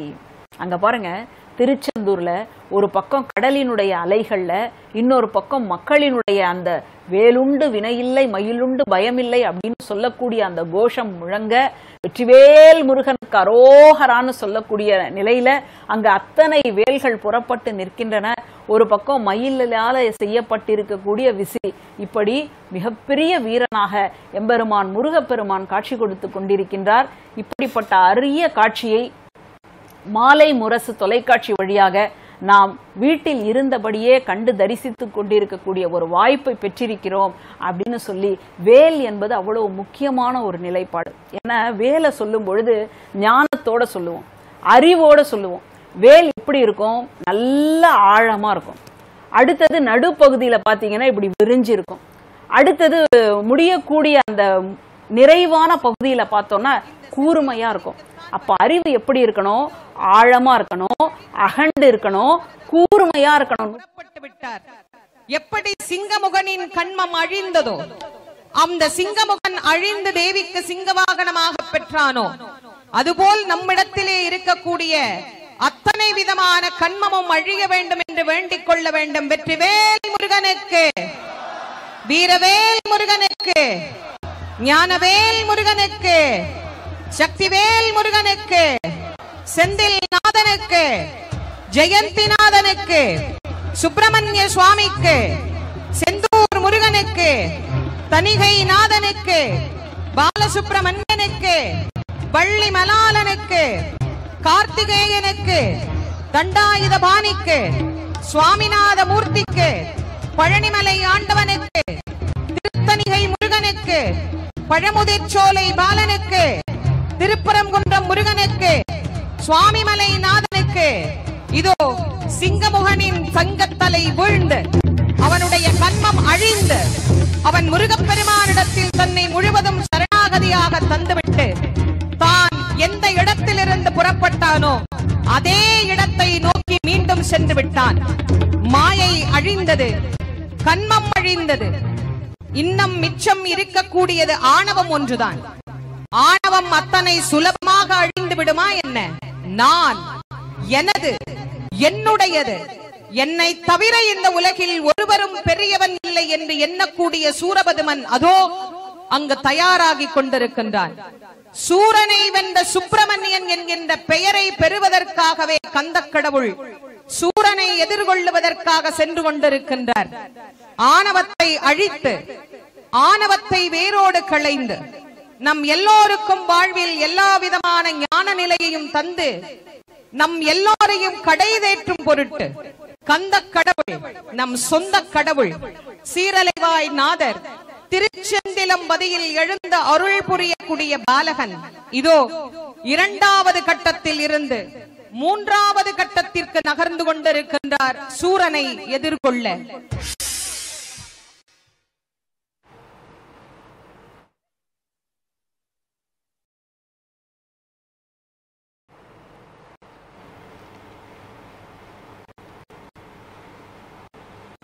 அற்புதமான நம்முடைய திரு கைலாய பரம்பரை திருவாவூர் ஆதீனத்தின் கந்தசஷ்டி மண்டபம் என்று சொல்லக்கூடிய மண்டபத்திலே இருந்து கீழே இறங்கி வந்த நம்முடைய முருகப்பெருமான் தாருகாசுரனை வதம் செய்து அடுத்தபடியாக சிங்கமுகாசுரனையும் வதம் செய்த காட்சிகளை கண்டும். அதற்கு முன்னதாக அம்மையார் அவர்கள் அழகா குறிப்பிட்டாங்க. கிரௌஞ்ச பர்வதம் என்று சொல்லக்கூடிய யார் அந்த மலையின் உள்ளே புகுந்தாலும் அந்த அவர்கள் மயக்கமுடைய செய்து அவர்கள் அங்கே அகப்பட்டுக் கொள்வார்கள் பார்க்கிறோம். நவ வீரர்களும் வீரபாகு தேவரும் அங்கே அகப்பட்டு கொண்டார்கள். முருகப்பெருமான் கிரௌஞ்ச பர்வதம் சொல்லக்கூடிய அந்த மலையினை தன்னுடைய திருக்கை வேல் கொண்டு பிளந்து நவ வீரர்களை மீட்டார். மீட்டதோடு மட்டும் அல்லாது அந்த மலைக்கு அடுத்தபடியாக இருக்கக்கூடிய நிலையில தான் யார் இருந்தான்னா சிங்கமுகாசுரன் சொல்லக்கூடிய இருந்தான். காசிவருடைய இரண்டாவது மகன். அவனுடைய பட்டினத்திற்கு ஆசுரம் பேரு. அவனுடைய மகன் தான் அதிசூரன். இவன் எப்படிப்பட்டவன் என்று சொன்னால் 1000 தலைகளையும் 1000 கரங்களையும் உடையவன் பார்க்கிறோம். அப்படிப்பட்டவன் என்ன பண்ணினான்னா மகாவிஷ்ணு ஏவிய சக்கரத்தை தன்னுடைய மார்பிலை தாங்கியவன் என்றெல்லாம் பார்க்கிறோம். முருகப்பெருமானும் என்ன பண்ணான்? போர் புரிந்தான்னு பார்க்கிறோம். முருகப்பெருமான் 1000 தலைகளையும் சிரங்களையும் கரங்களையும் எல்லாம் சிதைத்து என்ன பண்ணினார்னா அவனையும் தன் வேலாயுதம் கொண்டு அங்கே வீழ்த்தினார்னு பார்க்கிறோம். அம்மையார் அவர்கள் குறிப்பிட்டதை போல எவ்வளவு நல்லதை சொல்லியும் எடுத்து சொல்லியும் கேளாது போன வீரபாகு, சொல்லியும் கேளாது போன சூரபத்மனும் அவனுடைய தம்பிகள் இருவரும் இப்பொழுது மாண்டனர். அது மட்டும் அல்ல, சூரபத்மனுடைய மகனாகிய பானுகோபன், அதே போல தாரகன் சிங்கமுகாசுடைய மகன்கள் என அனைவரும் போர்க்களத்திலே சென்று அங்கே போர் புரிகின்றார்கள். ஒவ்வொருவராக மடிந்து நிறைவாக யார் வருகின்றார் அப்படின்னா போர்க்களத்துக்கு சூரபத்மனே நேரடியாக வருகின்றான்னு பார்க்கிறோம். ஏன்னா சூரபத்மன் யார்? ஏன்னா இந்த தளத்துலதான் ரொம்ப அழகாக நமக்கு பிரகஸ்பதி என்று சொல்லக்கூடிய தேவ குருவான வியாழ பகவான் சொல்லுகின்றார். இவன் யார் என்று சொன்னால் மாயை காசிபர் என்று சொல்லக்கூடிய பெண்ணிற்கும் காசிபருக்கும் முதல் ஜாமத்திலே பிறந்தவன். முதல் ஜாமத்தில் பிறந்த மூத்தவனாகி சூரபத்மன் தான் எப்படி இருக்கான்னா அவனை சொல்லும் பொழுது இருபேர் உருவன் என்று அழகாக கூடுவார். சூரன் பதுமன் என்று சொல்லக்கூடிய அளவிலே இருபேர் உருவமாக திகழக்கூடிய சூரபத்மன் தன்னுடைய தாய் மாயையினுடைய அந்த மொழி கேட்டு என்ன பண்றான்னா தேவர்களை வீழ்த்துவதற்காகவும் தேவலோகத்தை கைகொள்வதற்காகவும் சிவபெருமானை நோக்கி தவம் புரின்னு சொன்ன உடனே சூரபத்மன் சிவபெருமானை நோக்கி தவம் புரிகின்றான். தவம் புரிகின்ற காலத்தில் சிவபெருமான் தோன்றி காட்சி தரவில்லை. தன்னுடைய அங்கத்தை எல்லாம் சிதைத்தும் தன் உயிரையே கொடுக்கக்கூடிய காலத்துல யார் வெளிப்பட்டான்னா சிவபெருமான் சூரபத்மன் முன்னாடி வெளிப்பட்டார். ஏன்னா இந்த மூவரும் யார் அப்படின்னா முற்பிறப்பிலே இவர்கள் மூவரும் சிவகணத்தவர்கள்னு பார்க்கிறோம். அவர்கள் பெற்ற சாபத்தின் காரணமாகத்தான் இப்ப அசுரர்களாக இருக்கின்றார்கள். அதை பார்க்கும் போது சிவபெருமான் வெளிப்பட்டு சூரபத்மனுக்கு அருள் புரிகின்றார். அவர் கேட்கிறார் என்ன வரணும் போது அழியாத வரத்தை கேட்கின்றார். அதற்கு முன்னதாக பெருமான் என்ன பண்றாருன்னா யாராலும் அழிக்க முடியாத வஜ்ர யாக்கை சூரபத்மனுக்கு கிடைச்ச உடம்பு எப்படிப்பட்டதுன்னா வைரம் பாய்ந்த உடம்பு. அந்த உடலை அழிக்க முடியாத அளவில் வஜ்ர யாக்கையும் அதே போல வானுலகத்திலே நினைத்தால் நினைத்த இடத்துக்கு போகக்கூடிய இன்னைக்கு எப்படி விமானம் அதே போல நம்முடைய ஹெலிகாப்டர் எல்லாம் பாக்குறோமோ அது போல பாத்தீங்கன்னா இந்திர ஞாலத்தேர் என்று சொல்லக்கூடிய தேரினையும் சூரபத்மனுக்கு சிவபெருமான் அளித்து எம்முடைய அம்சமாகிய பிரம்மா விஷ்ணு ருத்ரன் என்று சொல்லக்கூடிய மூவராலையும் கடந்து அவர்களை எல்லாம் கடந்து எம்முடைய அம்சமாகி எம்முடைய புதல்வன் சிவகுமரனாகிய முருகப்பெருமானுடைய கரத்தில் அன்றி உனக்கு அழிவு நேராது என்று சொல்லக்கூடிய வரத்தையும் தந்தார்னு பாக்குறோம். இப்ப வரம் பெற்றால் சும்மா இருப்பானா? நேரா என்ன பண்ணினா நேரா தேவலோகம் சென்றான். தேவலோகத்தினுடைய அரசனாகிய தேவேந்திரனுடைய அந்த தேவலோகத்தை கைப்பற்றினான். தேவேந்திரன் என்ன பண்ணினான்? எதிர்கொண்டு தாங்க முடியாதவனாக அவன் சீர்காழியிலே ஓடி சென்று அங்கே இருக்கக்கூடிய வேணுவனமாகிய மூங்கில் காட்டிலே மறைந்து கொண்டான்னு பார்க்கிறோம். அவருடைய மகன் பானுகோபனை சிறைபிடித்து விட்டான். பதுமகோமலை ஆகிய நம்முடைய இவள் எங்க இருக்கா? சூரபத்மனுடைய மனைவி அவளுடைய இடத்தில் இருக்கின்றாள். அதே போல இந்திராணி இங்க எங்க இருக்கின்றானா அங்கே மாறி எங்க இருக்காங்கன்னா நம்முடைய வேணுவனம் ஆகிய சீர்காழியில தான் இருந்து சிவபூஜை செய்கின்றார்கள். குயிலாக மறைந்திருந்தான் இந்திரன் கூட பார்க்கிறோம். ஆகினாலே தேவலோகத்தை கைப்பற்றியதோடு தேவர்கள் அனைவரையும் தமக்கு கீழ்ப்படிந்து நடக்கும்படியாக எல்லாம் செய்தான் என்பதை எல்லாம் தேவர்களும் முனிவர்களும் அத்துணை பேரும் இந்த சூரபத்மனினால் அங்கே வாடி வதைக்கக்கூடிய காட்சிகளை எல்லாம் பிரகஸ்பதியாகிய குரு பகவான் எங்க சொல்றார்? இந்த திருச்செந்தூர் தலத்திலே தான் நம்முடைய ஆறுமுக பெருமான் இடத்தை சொல்லுகின்றார். முருகப்பெருமானும் என்ன பண்றார்? கேள்வி உற்றவராக நேராக அந்த சூரபத்மனோடு போர் புரிவதற்காக இப்ப என்ன பண்றாருன்னா அவனுடைய பட்டினம் எது அப்படின்னா சூரபத்மன். இப்ப முருகப்பெருமான் இருக்கக்கூடிய இடம் ஏன்னா முருகப்பெருமான் இருக்கக்கூடிய இடம் படை வீடு எதுன்னா திருச்செந்தூர் என்று சொல்லக்கூடிய அலைவாய். இந்த சூரனுடைய இடம் எது அவனுடைய பட்டினம் எது அப்படின்னா வீர மகேந்திர பட்டினம்னு பாக்குறோம். இந்த பட்டினம் எங்க இருக்கு அப்படின்னா இன்னைக்கு நம்ம இலங்கை இல்லைங்களா? இலங்கைன்னு சொல்றோம் அப்படின்னா தமிழ்நாட்டுக்கும் இடைங்கை. அப்ப பாத்தீங்கன்னா இடையில பாத்தீங்கன்னா தீவுகள் உண்டு. அது போல முருகப்பெருமான் என்ன பண்றார் அப்படின்னா வீர மகேந்திர பட்டினத்திலே திகழக்கூடிய சூரபத்மனோடு போர் புரிவதற்காக அவர் எழுந்தொள்ளுகின்றார். ரெண்டு பேரும் என்ன பண்றாங்க? போர் நடக்கின்றதுன்னு பார்க்கிறோம். போர்க்களத்திலே சூரபத்மனுடைய புதல்வர்களாகிய பானுகோபன், அக்னிமுகன், இரண்யன், வஜ்ரவாகு என்று சொல்லக்கூடிய புதல்வர்களோடெல்லாம் பல்வேறு விதமான ஆயுதங்களினாலே போர்க்களத்திலே நிகழ்த்திட வீரபாகுவும் அவருடைய தம்பிகளாகிய நவ வீரர்களும் என்ன பண்றாங்க? 9 பேரும் அவருடைய புதல்வர்களோடு போரிட்டு ஒவ்வொருவரையும் வீழ்த்தினார்கள்னு பார்க்கிறோம். நிறைவா யாரே வந்தா?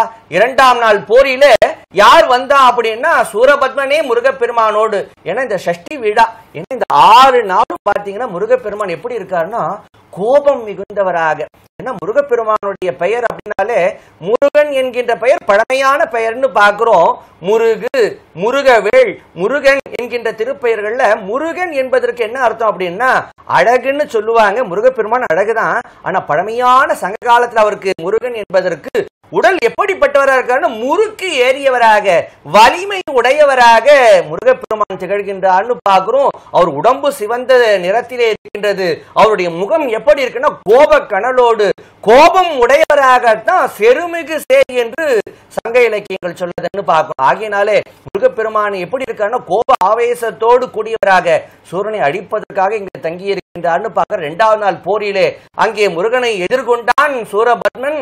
இப்ப முருகனுடைய ஆயுதங்களினால் தாக்குண்டவன் என்ன பண்ணினா கையில கூடிய ஆயுதங்கள் அத்தனையும் இழந்தான். நிராயுத பாணியாக நின்றான். என்ன பண்ணா ஓடி போய் ஒளிந்து கொண்டான்னு பார்க்கிறோம். அவருடைய மகன்களாகிய பானுகோபன் அதே போல சிங்கமுகாசன் அனைவரும் அறிந்ததை எல்லாம் கேள்வி உற்றவன் வாடி கண்ணீர் வடிக்கின்றான். அம்மா தாயே, என்னுடைய அன்னையே, மாயையே, நான் ஏன் செய்வேன்? என்னுடைய உடன் பிறந்தவர்களும் எங்களுடைய புதல்வர்களும் மாண்டு விட்டனரே. என்னுடைய எண்ணற்ற இலக்க அசுர கூட்டமும் அழிந்ததே. நான் என் செய்வேன்? மாயையை வேண்டி அங்கே நிற்கின்றான். மாயை என்ன பண்றான்னா இப்ப அவனுக்கு உபதேசிக்கின்றாள். ஓ சூரபத்மனே, மகனே, கவலை கொள்ளாதே, மாண்டோர் அனைவரையும் நான் உயிர்ப்பிக்கின்றேன்னு அந்த அசுர கூட்டத்தை மீண்டும் மாயையின் மூலமாக என்ன பண்றான்னா உயிர்ப்பித்து அங்கே அனுப்புகின்றாள். இப்ப முருகப்பெருமானும் என்ன பண்றான், தன்னுடைய தலைகளை ஆட்டிய நிலையில, ஏன்னா யாருடைய வடிவம்? அவன் ஆணவத்தின் வடிவம்னு பார்க்கிறோம். ஆணவம், கண்மம், மாயை. ஆணவம்னா என்ன அர்த்தம்? நம்ம ஆணவம் அப்படின்னா ஆணவம்னா நான், எனது அப்படின்னு நம்ம நினைச்சுக்கிடுவோம். நான் எனது என்பது மட்டுமல்ல, நம்முடைய சைவ சித்தாந்தத்துல தான் ரொம்ப அழகாக சொல்லுவார்கள், ஆணவம் என்பதற்கு அறியாமைன்னு அர்த்தம். அப்ப என்னன்னா நாம ஒரு தவறு செய்கின்றோம்னா எதனால செய்யறோம்னா தெரியாம அறியாமையினால் செய்கின்றோம்னு பார்க்கிறோம். வந்திருப்பவன் யாரு? சிவபெருமான். யாரினால் அழிவு நேர வேண்டும்னு கேட்டோம். சிவபெருமானுடைய அம்சமாக சிவகுமரனால் தான். அப்ப என்னன்னா வந்திருப்பவன் சிவகுமரன் என்பதையெல்லாம் கடந்து அவரால் நமக்கு அழிவு ஏற்படும் என்பதை அனைவரும் சொல்லியும் கூட கேளாது அந்த அறியாமையின் வடிவமாக தன்னுடைய தலையை ஆட்டியவாறு என்ன பண்றான் சூரபத்மன் முருகப்பெருமானோடு எதிர்கொள்கின்றான்னு பார்க்கிறோம். எதிர்கொள்ளக்கூடிய காலத்துல முருகப்பெருமான் தன்னுடைய கைவேல் திருக்கைவேல் கொண்டு அவனுடைய சிரத்தை கொய்த உடனே அதுக்கு அடுத்து பல்வேறு விதமான அந்த வடிவங்களை எல்லாம் அவன் தாங்குகின்றான்னு பார்க்கிறோம். அப்ப பார்க்கும்போது என்னன்னா இவன் மாயையின் வடிவம் அல்லவா? அப்ப பார்க்கும்போது என்ன பண்ணா சூரனுடைய தலம் கொய்ய பெற்ற பிறகு அவன் என்னவா மாறினான்? சக்கரவாள பறவையாக மாறினானா. இப்ப சக்கரவாள பறவை என்று சொல்லக்கூடிய பறவையினுடைய வடிவம் எடுத்தான். அப்ப பறவையுடைய வடிவம் எடுத்த காலத்துல அவன் ஆகாயமாக பறக்கின்றான். அப்ப முருகப்பெருமான் என்ன பண்றார்? நேராக அவர் வானலோகத்திலே பிரயாணிக்க வேண்டும் போது தேவேந்திரனே அவருக்கு மயிலாக மாறி நின்றான்னு பாக்குற. தேவேந்திரன் முருகனுக்கு மயிலாக மாறிட, ஏன்னா முதல் மயில் வாகனம் முருகப்பெருமானுக்கு மயில் வாகனங்கள்ல முதல் மயில் யாரு அப்படின்னா தேவேந்திரன் பாக்குற. தேவேந்திரன் மயிலாக மாறிட முருகப்பெருமான் மயிலேறி என்ன பண்ணார்? சக்கரவாள பறவையாக மாறி நின்ற சூரனோடு போரிட்டார்னு பாக்குறோம். இப்ப சக்கரவாளை பறவையினுடைய வடிவத்தையும் கடந்த நிலையில தான் என்ன பண்ணினான்னா மாயாஜாலங்களை எல்லாம் புரிய துவங்கினான்னு பாக்குறோம். ஆகினாலே மாயினுடைய மகனாகிய சூரபத்மன் முருகப்பெருமானை அங்கே போருக்கு அழைக்கக்கூடிய காட்சியை திருச்செந்தூர்ல பார்க்கிறோம். இல்ல பாருங்களேன், என்ன ஒரு காட்சினா எல்லாரும் முருகனுடைய அருளை வேண்டி நம்ம எல்லாம் என்ன பண்ணுவோம் அப்படின்னா வலமாக இறைவனை வணங்குவோம். ஆனா இங்க சூரபத்மன் எப்படி இருக்கான்? சூரனும் அவனுடைய தம்பிகளும் முருகனை வலம் வணங்கினால் எங்கே அருள் பெற்று கிடைத்து விடுமோ, அருள் பெற்று விடுவோமோன்னு அருள் பெற்று விடுவோமோ உடனே அப்படின்னு என்ன பண்ணினாங்களா, முருகனுடைய திருக்கை வேல் இருக்கு இல்லைங்களா, அந்த வேலாயுதம் தன் மீது பாய வேண்டும். முருகனுடைய அருள் பார்வை மட்டும் அல்ல, அவன் திருக்கை வேலும் தன் திருமீது தன் உடல் மீது பாய வேண்டும், தாங்க வேண்டும்ன்றதுக்காக என்ன பண்றாங்கன்னா வந்திருப்பவன் சிவகுமரன் தான் தெரியுது. எல்லாம் தெரிஞ்சாலுமே என்ன பண்றாங்கன்னா முருகனுடைய கரத்தினாலே மாய்வது என்பது எப்பேற்பட்ட ஒரு கிடைத்தற்கரிய பேர் இல்லைங்களா. நம்ம கூட திருக்கடவுர்ல பாக்குறோம், சிவருமான் அப்படின்னு தெரியுது. சிவருமானை வணங்கக்கூடிய மார்க்கண்டேயர் வணங்குகின்றார். சிவருமானை 16ஆகவே முடியும் போது சிவலிங்கத்தை போய் ஓடி போய் தழுவி கொண்டார். காலதேவதனாகிய தூதுவர்கள் வந்தாங்க. மார்க்கண்டேயரை அங்க உயிரை கவரக்கூடிய பிள்ளை நிறைவா யார் வந்தான்னா தர்மராஜனாகி யமனே வந்தான் எருமைக்கிடா மேல அப்ப ஓடி போய் என்ன பண்ணார் மார்க்கண்டேயர் சிவலிங்கத்தை ஆற தழுவி கொண்டார்னு பாக்குறோம். தர்மராஜாவுக்கு என்ன பண்றாருன்னு தன் கடமை, ஏன்னா சிவபெருமான் தனக்கு இட்ட கட்டளை என்னன்னா யாருக்கும் அவர்தான் யாரும் அவருக்கு கையூட்டுன்னு சொல்லக்கூடிய எந்த லஞ்சம் நான் இது பண்றேன் அது பண்றேன் எதையும் வேண்ட முடியாது. யம தர்மராஜா அவருடைய பணியை கட்டாயம் செய்வார் இல்லையா? ஆகினால சிவருமான் அனித்த பணியை இப்ப அவரை கட்டி பிடிச்சிருக்கக்கூடிய மார்க்கண்டேயன் மேல பாசக்கயிறை வீசினார். பாசக்கயிறை வீசினோம் எங்க விழுந்து சிவலிங்கத்து மேல விழுந்து சிவருமான் லிங்கத்திலிருந்து பிளந்தார். நேரம் அவருடைய கால் கொண்டு என்ன பண்ணார்? தர்மராஜாவுடைய மார்பை ஓங்கி ஒரு உதைத்தார்னு பார்க்க சூலாயுதம் பட்டது. தர்மராஜர் மாண்டானான்னா மாளவில்லை. தர்மராஜாக்கு என்ன பண்ணார்? அருள் புரிந்தார்னு பார்க்கிறோம். பிரம்மா விஷ்ணுவினால் காண முடியாத அந்த திருவடியை, காண முடியாத கண்ணால பார்க்க முடியாத காட்சியை அந்த திருவடி எங்க கிடைச்சது? தர்மராஜாவுடைய மார்பிலே தோயும்படியாக சிவனுடைய அருள் கிடைச்சதுன்னு பார்க்கிறோம். இதுக்கு நம்முடைய சைவத்துல என்ன சொல்லுவாங்கன்னா மரக்கருணைன்னு சொல்லுவாங்க. அறக்கருணைன்னா நேரடியா அருள் புரிவது. மரக்கருணை என்றால் தண்டிப்பதை போல தண்டனை கொடுக்கிற மாதிரி இருக்கும், ஆனா தண்டனை கிடையாது. அதுவே இறைவனுடைய அனுகிரகம், இறைவனுடைய அருள்னு பார்க்கிறோம். எப்படி தர்மராஜாவுக்கு இறைவன் என்ன பண்ணார்? தன்னுடைய பாதத்தை சூட்டி அருள் புரிந்து இன்னைக்கு தர்மராஜா இருக்கார். அழிந்து விட்டாரா? காலசம்ஹாரம்னு சொன்னா அழிச்சிட்டாரா? இல்லையே. அது போலதான் சூரசம்ஹாரம்னு சொன்னாலும் முருகப்பெருமான் இவர்களை எல்லாம் அழித்து விட்டாரா? இல்லை. அவர்களிடத்தே ஆணவம் கண்மம் மாயின்னு சொல்லக்கூடிய அந்த மலங்களை எல்லாம் நீக்கம் செய்து, நம்மளுடைய அழகா சைவ சமயத்துல சைவ சித்தாந்தத்துல தான் ஏகான்மவாதம் சொல்லக்கூடிய நானே கடவுள் என்கின்ற அந்த நிலையெல்லாம் தகர்த்து எறிந்து முப்பொருள் உண்மை, பதி பசு பாசம் என்று சொல்லக்கூடிய முப்பொருள் உண்மையையும் முறையோடு சொல்லி அழகாக விளக்கக்கூடியது நம்முடைய சைவ சமயம் ஆகினாலே 5 முகம் தோன்றில் 6 முகம் தோன்றும் என்பார்கள்.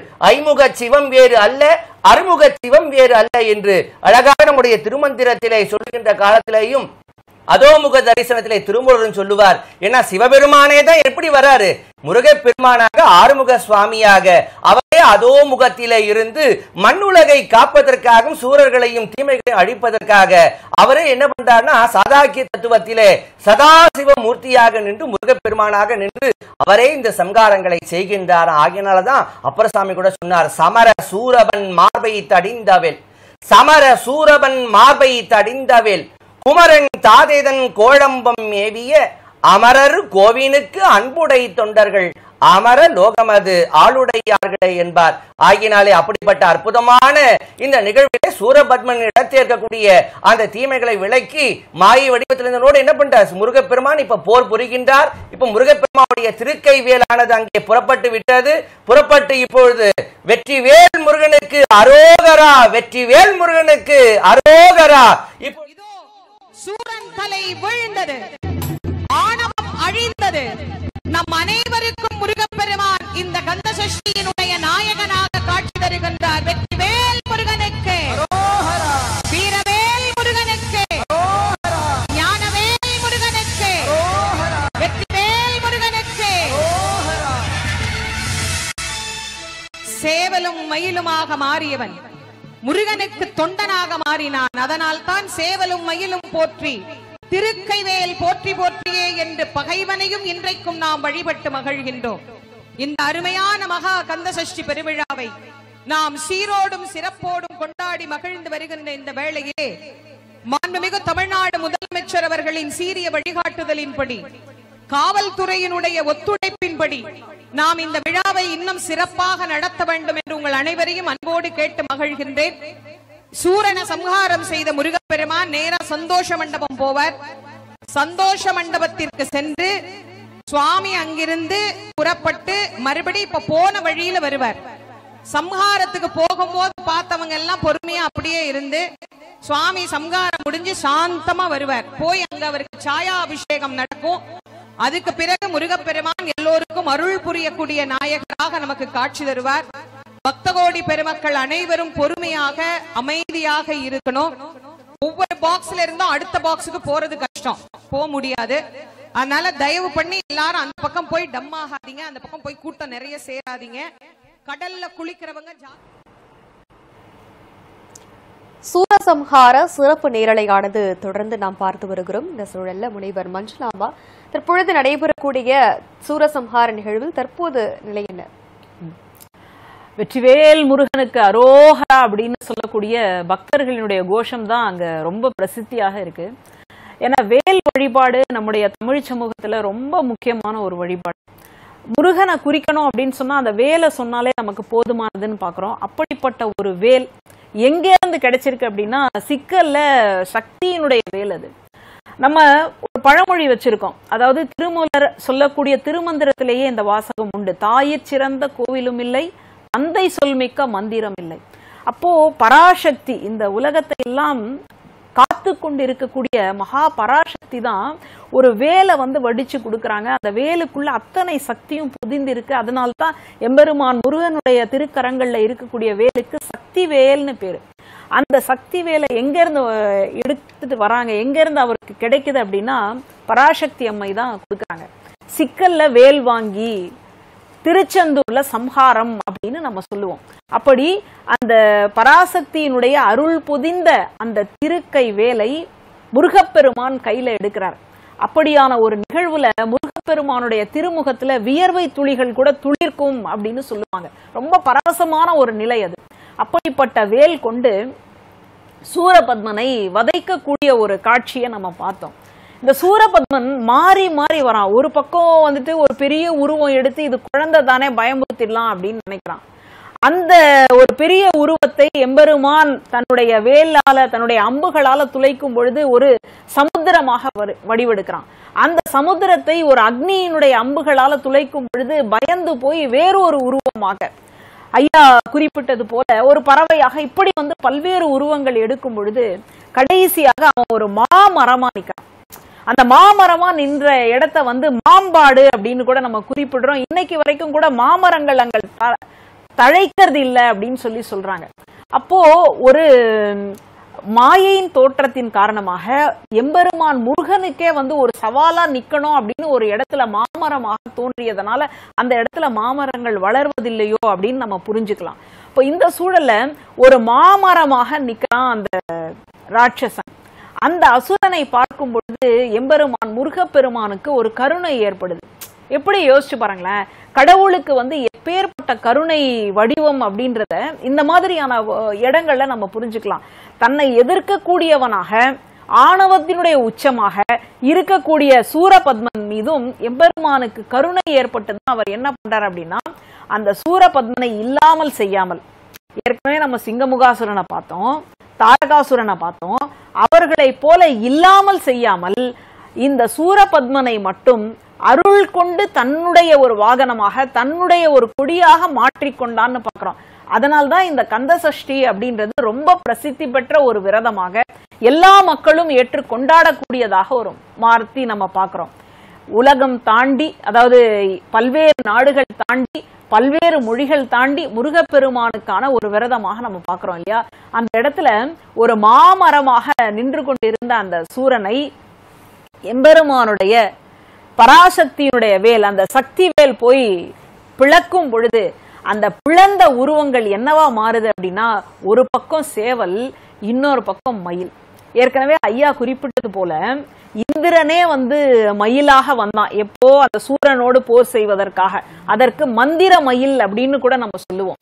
அப்படிப்பட்ட அந்த இடத்துல இன்னைக்கு மயிலாக ஒரு வாகனமாக எம்பெருமான் முருகப்பெருமானுக்கு சூரபத்மனே மாறி இருக்கிறான். இது எவ்வளவு அழகான ஒரு இடம். உன்னை நான் வெல்ல போறேன், உன்னை நான் அடிக்க போறேன், உன்னை நான் கொல்ல போறேன்னு சொல்லக்கூடிய ஒருவனையே தனக்கான ஒரு ஆளாக மாத்துறது, தன்னுடைய ஒரு வாகனமாக மாத்துறது அப்படின்றது எப்பேற்பட்ட ஒரு அதிசயம். அப்படிப்பட்ட ஒரு அதிசயம் தான் அங்க நடந்திருக்குன்னு பாக்குறோம். அங்க பாருங்க, சேவலினுடைய அந்த உருவம், அந்த சேவல் யார்?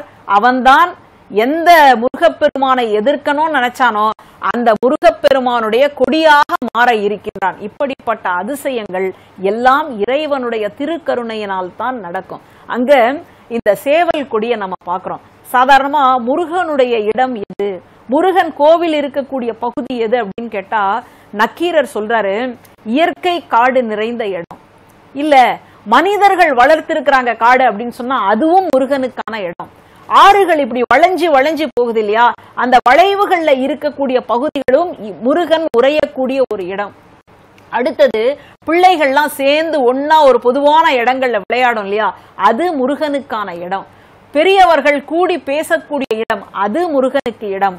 அதை விட சேவல் கொடி எங்கெல்லாம் நட்டப்பட்டிருக்கிறதோ, மயிலே அதாவது இந்த வேலினுடைய வாகனம் எங்கெல்லாம் இருக்கின்றதோ அந்த வேலும் அந்த சேவலும் எங்கெல்லாம் நட்டப்பட்டு வைக்கின்றதோ அந்த பகுதிகள் எல்லாமே முருகப்பெருமானுடைய திருக்கோவில்கள் தான், முருகப்பெருமானுடைய உறைவிடங்கள் தான் அப்படின்னு நக்கீரர் நமக்கு காட்டி கொடுக்கிறார். அந்த வகையில இங்க சேவலினுடைய அந்த அற்புதமான கோலத்தை நம்ம பார்க்கிறோம். யார் ஒருவர் எதிரியாக நினைத்து கொண்டிருந்தாரோ அவரே அடியவராக மாறக்கூடிய ஒரு அதிசயம்தான் இங்க நடந்திருக்கு. தமிழ் சமுதாயத்தோட சேவல் என்பது இணைபிரியாத ஒரு தத்துவம். நீங்க சமீபத்துல படம் வந்ததுல கூட பார்த்திருக்கலாம், சேவல் சண்டை அப்படின்னு நடக்கும். இதை சங்க காலத்திலேயே நம்ம பார்க்கிறோம்.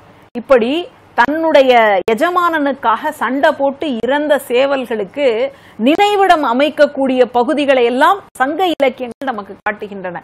அந்த சேவலுக்கு நம்ம தமிழன் ஒரு பட்டப்பெயரே வச்சிருக்கான். என்னன்னா பொற்குற்றி. அப்படியே பொன்னா இருக்குது, அதனுடைய கொண்டை எப்படி இருக்கு அப்படின்னு சொன்னா தங்கமயமா இருக்கு அப்படின்னு பாராட்டக்கூடிய ஒரு இடம். அதனால தமிழ்னா வேற கிடையாது, முருகன்னா வேற கிடையாது. தமிழும் முருகனும் ஒண்ணுதான்.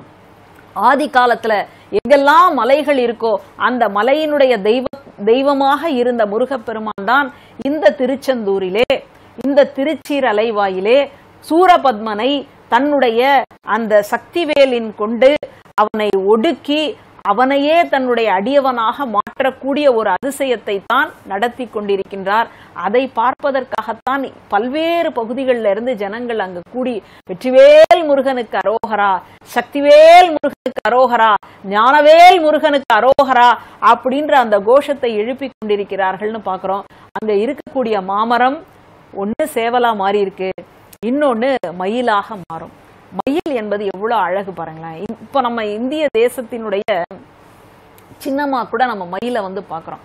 அப்படி ஒரு மொழியினுடைய கடவுள், ஒரு நாட்டினுடைய கடவுளாக இப்படி பல்வேறு பரிணாமங்களோடு நம்ம முருகப்பெருமான தரிசிக்கக்கூடிய ஒரு காலம்தான் இந்த சஷ்டின்னு சொல்லக்கூடிய இந்த அற்புதமான ஒரு கோலம். இந்த இடத்துல அங்க இருக்கக்கூடிய பக்தர்கள் மனசுல என்னெல்லாம் நிறைஞ்சிருக்கும் அப்படின்னு கேட்டா, நமக்கு வீடுகள்ல இருக்கக்கூடிய பிள்ளைகளுக்கு நல்ல ஞானம், நல்ல அறிவு கிடைக்கணும். அடுத்ததாக கல்யாணத்தை நோக்கி இருக்கக்கூடிய பிள்ளைகளுக்கு சிறப்பாக திருமணம் நடக்கணும். குழந்தையை எதிர்பார்த்து காத்து கொண்டிருக்கக்கூடிய தம்பதிகளுக்கு சிறந்த குழந்தைகள் பிறக்க வேண்டும். குடும்பத்துல ஏதாவது பிரச்சனை இருக்கு அப்படின்னு சொன்னா அந்த பிரச்சனை எல்லாம் நீங்கி அமைதி ஏற்பட வேண்டும் அப்படின்றத அங்க இருக்கக்கூடிய அடியார்கள் ஒவ்வொருத்தரும் அங்க நினைச்சு பாக்குறாங்கன்னு பாக்குறோம்.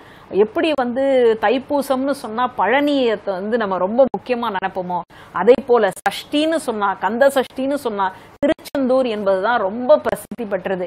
ஏன்னா அந்த இடத்துலதான் படை வீடை கட்டி கொண்டு எம்பெருமான் முருகப்பெருமான் அசுரர்களை அழித்ததாக நம்ம பாக்குறோம். மற்ற இடங்கள்லாம் அப்ப எப்படி படை வீடுகள்னு சொல்லப்படுதுன்னு கேட்டா, அது ஆற்றுப்படை வீடுகள் நம்ம பேச்சு வழக்குல அறுபடை வீடுகளாக மாறிவிட்டதுன்னு பாக்குறோம். திருமுருகாற்றுப்படை அப்படின்ற நூல்ல நக்கீர பெருமான் தான் நமக்கு சொல்றார். இந்த திருமுருகாற்றுப்படை சங்க இலக்கியத்திலையும் சொல்லப்படுது, 11ஆம் திருமுறைன்னு சொல்லக்கூடிய சைவ சமய நூல்கள்லயும் சொல்லப்படுது. அதுல நக்கீரர் முருகனை நோக்கி போங்க அப்படின்னு வழிபடுத்தக்கூடிய பாடல்கள். அதனால்தான் அதற்கு ஆற்றுப்படை. ஆற்றுப்படுத்துதல் அப்படின்னா வழிபடுத்துதல்னு அர்த்தம். யார்கிட்ட வழிபடுத்துறாரு? அதோ அருளாளன் இருக்கிறானே, அதோ கலியுக வரதன் இருக்கிறானே, அதோ பகைவர்களுக்கும் அருளக்கூடியவன் இருக்கிறானே, அவங்கிட்ட போங்க, அவனுடைய அருளை பெற்றுக்கொள்ளுங்கள் அப்படின்னு வழிபடுத்துறதுனால்தான் அதற்கு பெயர் ஆற்றுப்படை.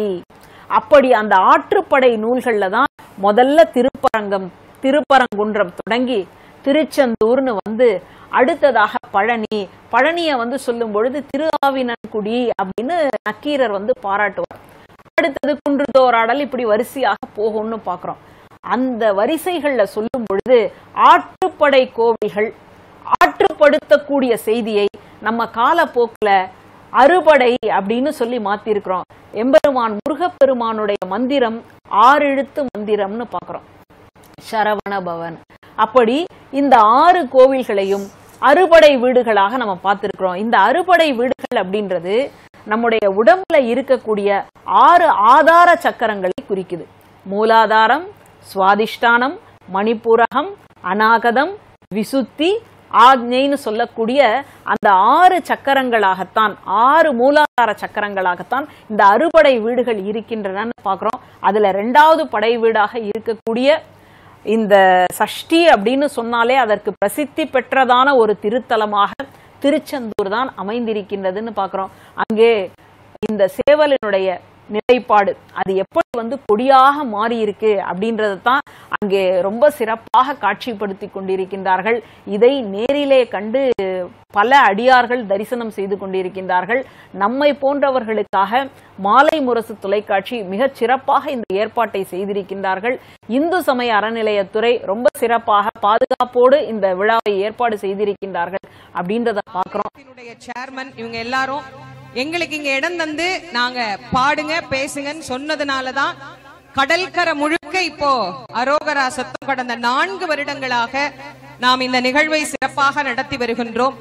அதுக்கு எல்லாருக்கும் சேர்த்து ஒரு நன்றி சொல்லலாமா? வெற்றிவேல் முருகனுக்கு, வீரவேல் முருகனுக்கு, ஞானவேல் முருகனுக்கு. இப்ப எல்லாருக்கும் ரொம்ப சந்தோஷமா இருக்கும்னு நான் நம்புறேன். உண்மையிலேயே நாங்க பாடுறது பேசுறது உங்களுக்கு சந்தோஷமா தானே இருக்கு?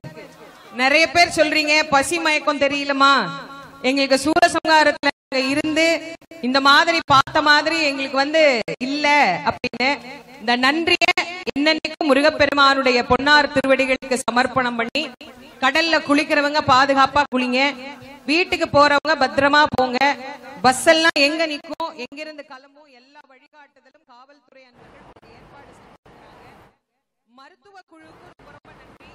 எமர்ஜென்சி உடனே அவங்க சேர்த்து உடனடியா இப்படி அந்த சூர சம்ஹாரம் நடந்ததுக்கு அப்புறமா எல்லாரும் போயிட்டு நீராடுறது அப்படின்றது ஒரு முக்கியமான பகுதி. அப்படியான ஒரு நீராட்டத்திற்கு அங்கே இருக்கக்கூடிய பக்தர்கள் எல்லாம் போறாங்க.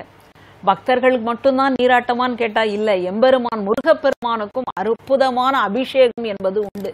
இந்த இடத்துல எப்படி அபிஷேகம் நடக்குது அப்படின்னு பாத்தீங்கன்னா, அந்த ஜெயந்திநாதரை கொண்டு போய் அபிஷேகத்துக்காக எடுத்துட்டு போறாங்க. அப்போ அங்க அழகிய ஒரு திருக்கண்ணாடி உண்டு. அந்த திருக்கண்ணாடியில எம்பெருமான் முருகப்பெருமான் தன்னை தானே பார்த்துக்கிறாராம். இது எப்படி இருக்குன்னா, கடவுளுக்கு ரொம்ப நாளா ஒரு ஆசை இருந்துதான், தன்னை போல யாராவது பார்க்கணும், தன்னை போல யாராவது ஒருத்தரை பார்க்கணும் அப்படின்னு. எல்லா உலகத்திலையும் தேடி பார்த்துட்டாராம். 7 உலகத்துல தேடி பார்த்ததுக்கு அப்புறமா கூட தன்னை போல ஒருவரையும் பார்க்க முடியவில்லையே அப்படின்னு எம்பெருமானுக்கு ஒரு வருத்தம் இருந்ததாம்.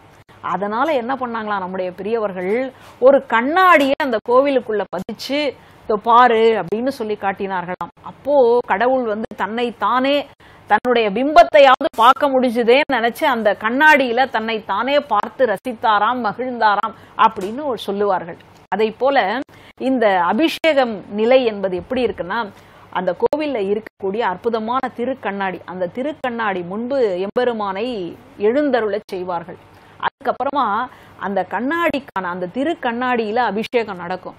அதை பார்த்து எம்பெருமான் மனம் குளிர்வாராம்.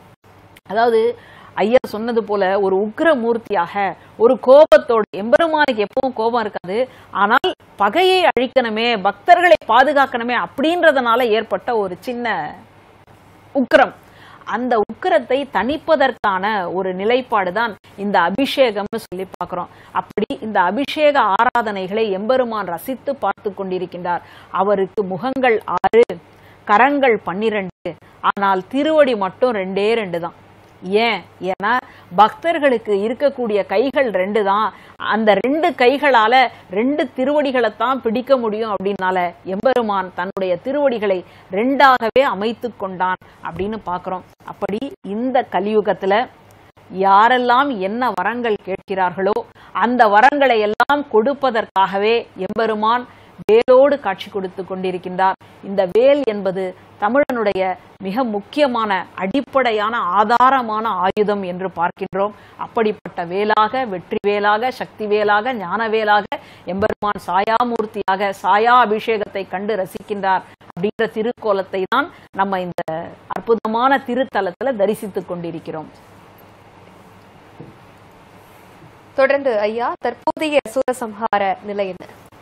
அற்புதமான முறையிலே நம்முடைய திருச்செந்தூர் சூரசம்ஹாரத்திலே அங்கே பஞ்சபூதங்களாக மாறி நின்ற சூரபத்மன் நிறைவாக மாமரமாக மாறி நின்றான். மாமரத்தை 2 கூறாக தன் வேல் கொண்டு அங்கே பிளந்து சேவலும் மயிலுமாக மாறி நின்ற அந்த சூரபத்மனை தம்மிடத்தை சேர்த்து கொண்டார். சேவலை தன்னுடைய கொடியாகவும் மயிலை தன்னுடைய வாகனமாக ஏற்றுக்கொண்டு அம்மையார் அவர்கள் குறிப்பிட்டதை போலவே பார்த்தோம். அழகா என்னன்னா, அதனால கையில பாத்தீங்கன்னா முருகப்பெருமானுடைய வேலிலே அந்த சேவலை கொண்டு வந்து முருகப்பெருமான் இடத்தை சேர்ப்பித்தார்கள்னு பார்க்கிறோம். வீரவேல் தாரைவேல் விண்ணோர் சிறை மீட்ட தீரவேல் செவ்வேல் திருக்கைவேல் வாரி குளித்தவேல் கொற்றவேல் சூர்மாகும் குன்றும் துளைத்தவேல் உண்டே துணை என்று ஆகினாலே அந்த வேலாயுதத்தினாலே முருகப்பெருமானுடைய கரத்திலே அங்கே சேவல் சேர்ந்ததுன்னு பார்க்கிறோம். கொக்கரக்கோன்னு அந்த சேவல் கோவக்கூடியதை பார்க்கின்றோம். கொக்கரக்கோ அப்படின்னா என்ன அர்த்தம்னா, கொக்கு அப்படின்னா மாமரன் அர்த்தம், ஹர என்று சொன்னால் நீக்குதல் அர்த்தம். கொக்கு ஹர என்று சொன்னால் மாமரத்தை இரு கூறுகளாக பிளந்த யாருன்னா, பிளந்தவன் யாருன்னா தேவர்களுக்கெல்லாம் அரசனாகிய முருகப்பெருமான். கோ என்று சொன்னால் அரசன். கொக்கரக்கோ என்று கூவி முருகப்பெருமானுடைய நாமத்தை சொல்லியவாறு சூரபத்மன் சேவலின் வடிவமாக முருகப்பெருமான் கரத்திலே சேவர் கொடியாக வந்து சேர்ந்தான். மயிலாக அவரை தாங்கி நின்றான். சூரன் அழியவில்லை. இன்றைக்கும் நம்முடைய வள்ளல் பெருமான், நம்முடைய வாரியார் சுவாமிகள் குறிப்பிடுகின்ற போது சூர சம்ஹாரம்னு சொல்லக்கூடாது. இந்த நிகழ்வை சூரன் பெருவாழ்வு, சூரபத்மன் பெருவாழ்வுன்னு தான் சொல்லணும்னு சொல்லுவாங்க. ஏன்னா சூரபத்மன் பெருவாழ்வு கிடைத்திருக்கிற பேராக முருகப்பெருமானை தாங்கும்படியான பேரை பெற்றான்னு பார்க்கிறோம். முருகப்பெருமான் சூரனை சம்ஹாரம் முடிச்ச பிறகு இந்த தலத்துல பாத்தீங்கன்னா இப்ப அடுத்து அவருக்கு சாந்தி அபிஷேகம், கடற்கரையில வச்சு முருகப்பெருமானுக்கு சாந்தி அபிஷேகம், கோபம் தனி அபிஷேகம் முடிஞ்சு அவர் பாத்தீங்கன்னா சாந்த ஸ்வரூபமாக திருக்கோயிலுக்கு இப்ப இன்னும் சிறிது நேரத்தில் திரும்ப இருக்கின்றார்னு பார்க்கிறோம். நாளை தினத்திலே நம்முடைய தேவயானையம்மனுடைய திருமணம், வள்ளி தேவியானுடைய திருமணம் நாளை நடைபெறும். நாளையோடு 7வது தினத்தில் இந்த கந்தசஷ்டி விழாவும் அந்த விரதமும் நிறைவு பெறும்னு பார்க்கிறோம். ஏன்னா இந்த ஊரு திருச்செந்தூர் சூர சம்ஹாரம் நடந்த இடம் மட்டும் அல்ல, வள்ளியை திருமணம் செய்து முருகப்பெருமான் வள்ளி மணவாளராக காட்சி கொடுக்கக்கூடிய ஊரு இதுதான் அழகாக நம்முடைய திருமுருகாற்றுப்படையிலே நம்முடைய நக்கீரரும் கூறுகின்றார். அதே போல நம்முடைய அப்பர் பெருமானும் சொல்லும் போது, நம் செந்தில் மேய வள்ளி மணாளர்க்கு தாதை கண்டாய் மறைக்காட்டுரை மணாளன் தானே என்று வள்ளி மணவாளராகத்தான் திருச்செந்தூர்ல இருக்கார். ஏன்னா முதல் குடவரையில முருகப்பெருமானும் அதுக்கு அடுத்து இருக்கக்கூடிய குடவரையில தான் யார் இருக்கான்னா வள்ளி பிராட்டி இருக்கான்னு பாக்குறோம், வள்ளி குகைன்னு பாக்குறோம். அதனால வள்ளியை கல்யாணம் செய்து கல்யாண கோலத்தை வள்ளி மணவாளனாக முருகப்பெருமான் இருக்கக்கூடிய இந்த திருத்தலம் ஆகினாலே இந்த திருச்செந்தூரிலே முருகப்பெருமானை யாவர் வணங்குகின்றார்களோ அந்த திருச்செந்தூர்ல வணங்கக்கூடிய பெருமக்களுக்கு நிச்சயம் திருக்கல்யாணம் திருமணம் நடைபெறும்னு யாருன்னா அழகா நம்முடைய திருப்பூர் நம்முடைய அருணகிரிநாத பெருமான் தான் திருப்புகளை சொல்லுகின்றார். அழகான பாடல். விரல் மாறணைந்து மலர் வாழி சிந்த மிகவானிலிந்து வெயில் காய, மிகவானிலிந்து வெயில் காய மிதவாடை வந்து தடல் போல ஒன்ற வினை மாதர் தந்தம் வசை கூற, வினை மாதர் தந்தம் வசை கூற குறவானர் குன்றில் உரை பேதை கொண்ட கொடிதான துன்ப மயில் தீர, கொடிதான துன்ப மயில் தீர குளிர் மாலையின் கண் அணி மாலை தந்து குறை தீர வந்து குறுகாயோ, குறை தீர வந்து குறுகாயோ மரிமானுகந்த இறையோன் மகிழ்ந்து வழிபாடு தந்த மதியாளா, வழிபாடு தந்த மதியாளா மலை மாவு சிந்த அலை வேலை அஞ்ச வடிவேலெறிந்த அதிதீரா, வடிவேலெறிந்த அதிதீரா அறிவால் அறிந்து நிறுதால் இறைஞ்சு அடியாரிடைஞ்சல் களைவோனே, அடியாரிடைஞ்சல் களைவோனே அழகான செம்பொன் மயில் மேலமர்ந்து அலைவாயுகந்த பெருமாளே, அலைவாயுகந்த பெருமாளே. முருகப்பெருமான் இந்த திருச்செந்தூர்ல யாரெல்லாம் தன்னை வணங்குகின்றார்களோ, இந்த சஷ்டி விரதம் இருந்தார்களோ அவர்களுக்கெல்லாம் துணை மாலையாகி அந்த மணமாலையும் தந்து நல்ல மணவாழ்வை தருவானாம். செம்பொன் மயில் வாகனத்தில் அமர்ந்து அதே போல புத்திர பேரு பெயடையாய் பிரிவையும் பிள்ளையினோடு உள்ள நினைவு ஆயினவே வரம் பெறுவர் என்று ஞானசம்பந்தரை சொல்வது போல நல்ல புத்திர பேரையும் நல்ல வேண்டிய செல்வங்களை எல்லாம் முருகப்பெருமான் செந்திலாண்டவர் தருவார் என்று சொல்லி அழகான இந்த அற்புதமான காட்சிகளை நம்முடைய இல்லத்தில் இருந்தே தரிசிக்கும் விதமாக நம்முடைய மாலை முரசு தொலைக்காட்சி, மாலை முரசு இறை யூடியூப் சேனல் வாயிலாக தரிசித்தோம். அவர்களுக்கு நெஞ்சார்ந்த நன்றிகளை தெரிவித்துக் கொண்டு தரிசித்த உங்கள் அனைவருக்கும் நம்முடைய திருச்செந்தூர் மேவக்கூடிய வள்ளி மணவாள பெருமான் செந்திலாண்டவருடைய பரிபூர்ண திருவருள் கிடைக்க பெற வேண்டும் என்று பிரார்த்தித்து நம்முடைய நேரலை நிகழ்வை நிறைவு செய்கின்றோம். திருச்சிற்றம்பலம். வெற்றிவேல் முருகனுக்கு அரோகரா. மிக சிறப்பு. மிகவும் பிரசித்தி பெற்ற திருச்செந்தூர் சுப்பிரமணிய சுவாமி கோவிலின் சிகர நிகழ்வான சூரசம்ஹார நிகழ்வின் நேரலை காட்சிகளை நாம் அனைவரும் கண்டுகளித்தோம். தொடர்ந்து அதனை பற்றி மிக அழகாக வர்ணித்த இருவருக்கும் மிக்க நன்றி. நம்முடைய அரங்கிற்கு வந்து அழகாக வர்ணித்தமைக்கு மிக்க மிக்க நன்றி. தொடர்ந்து ஒரு சிறு இடைவேளைக்கு பிறகு மாலை முரசு செய்திகள் தொடரும். வணக்கம்.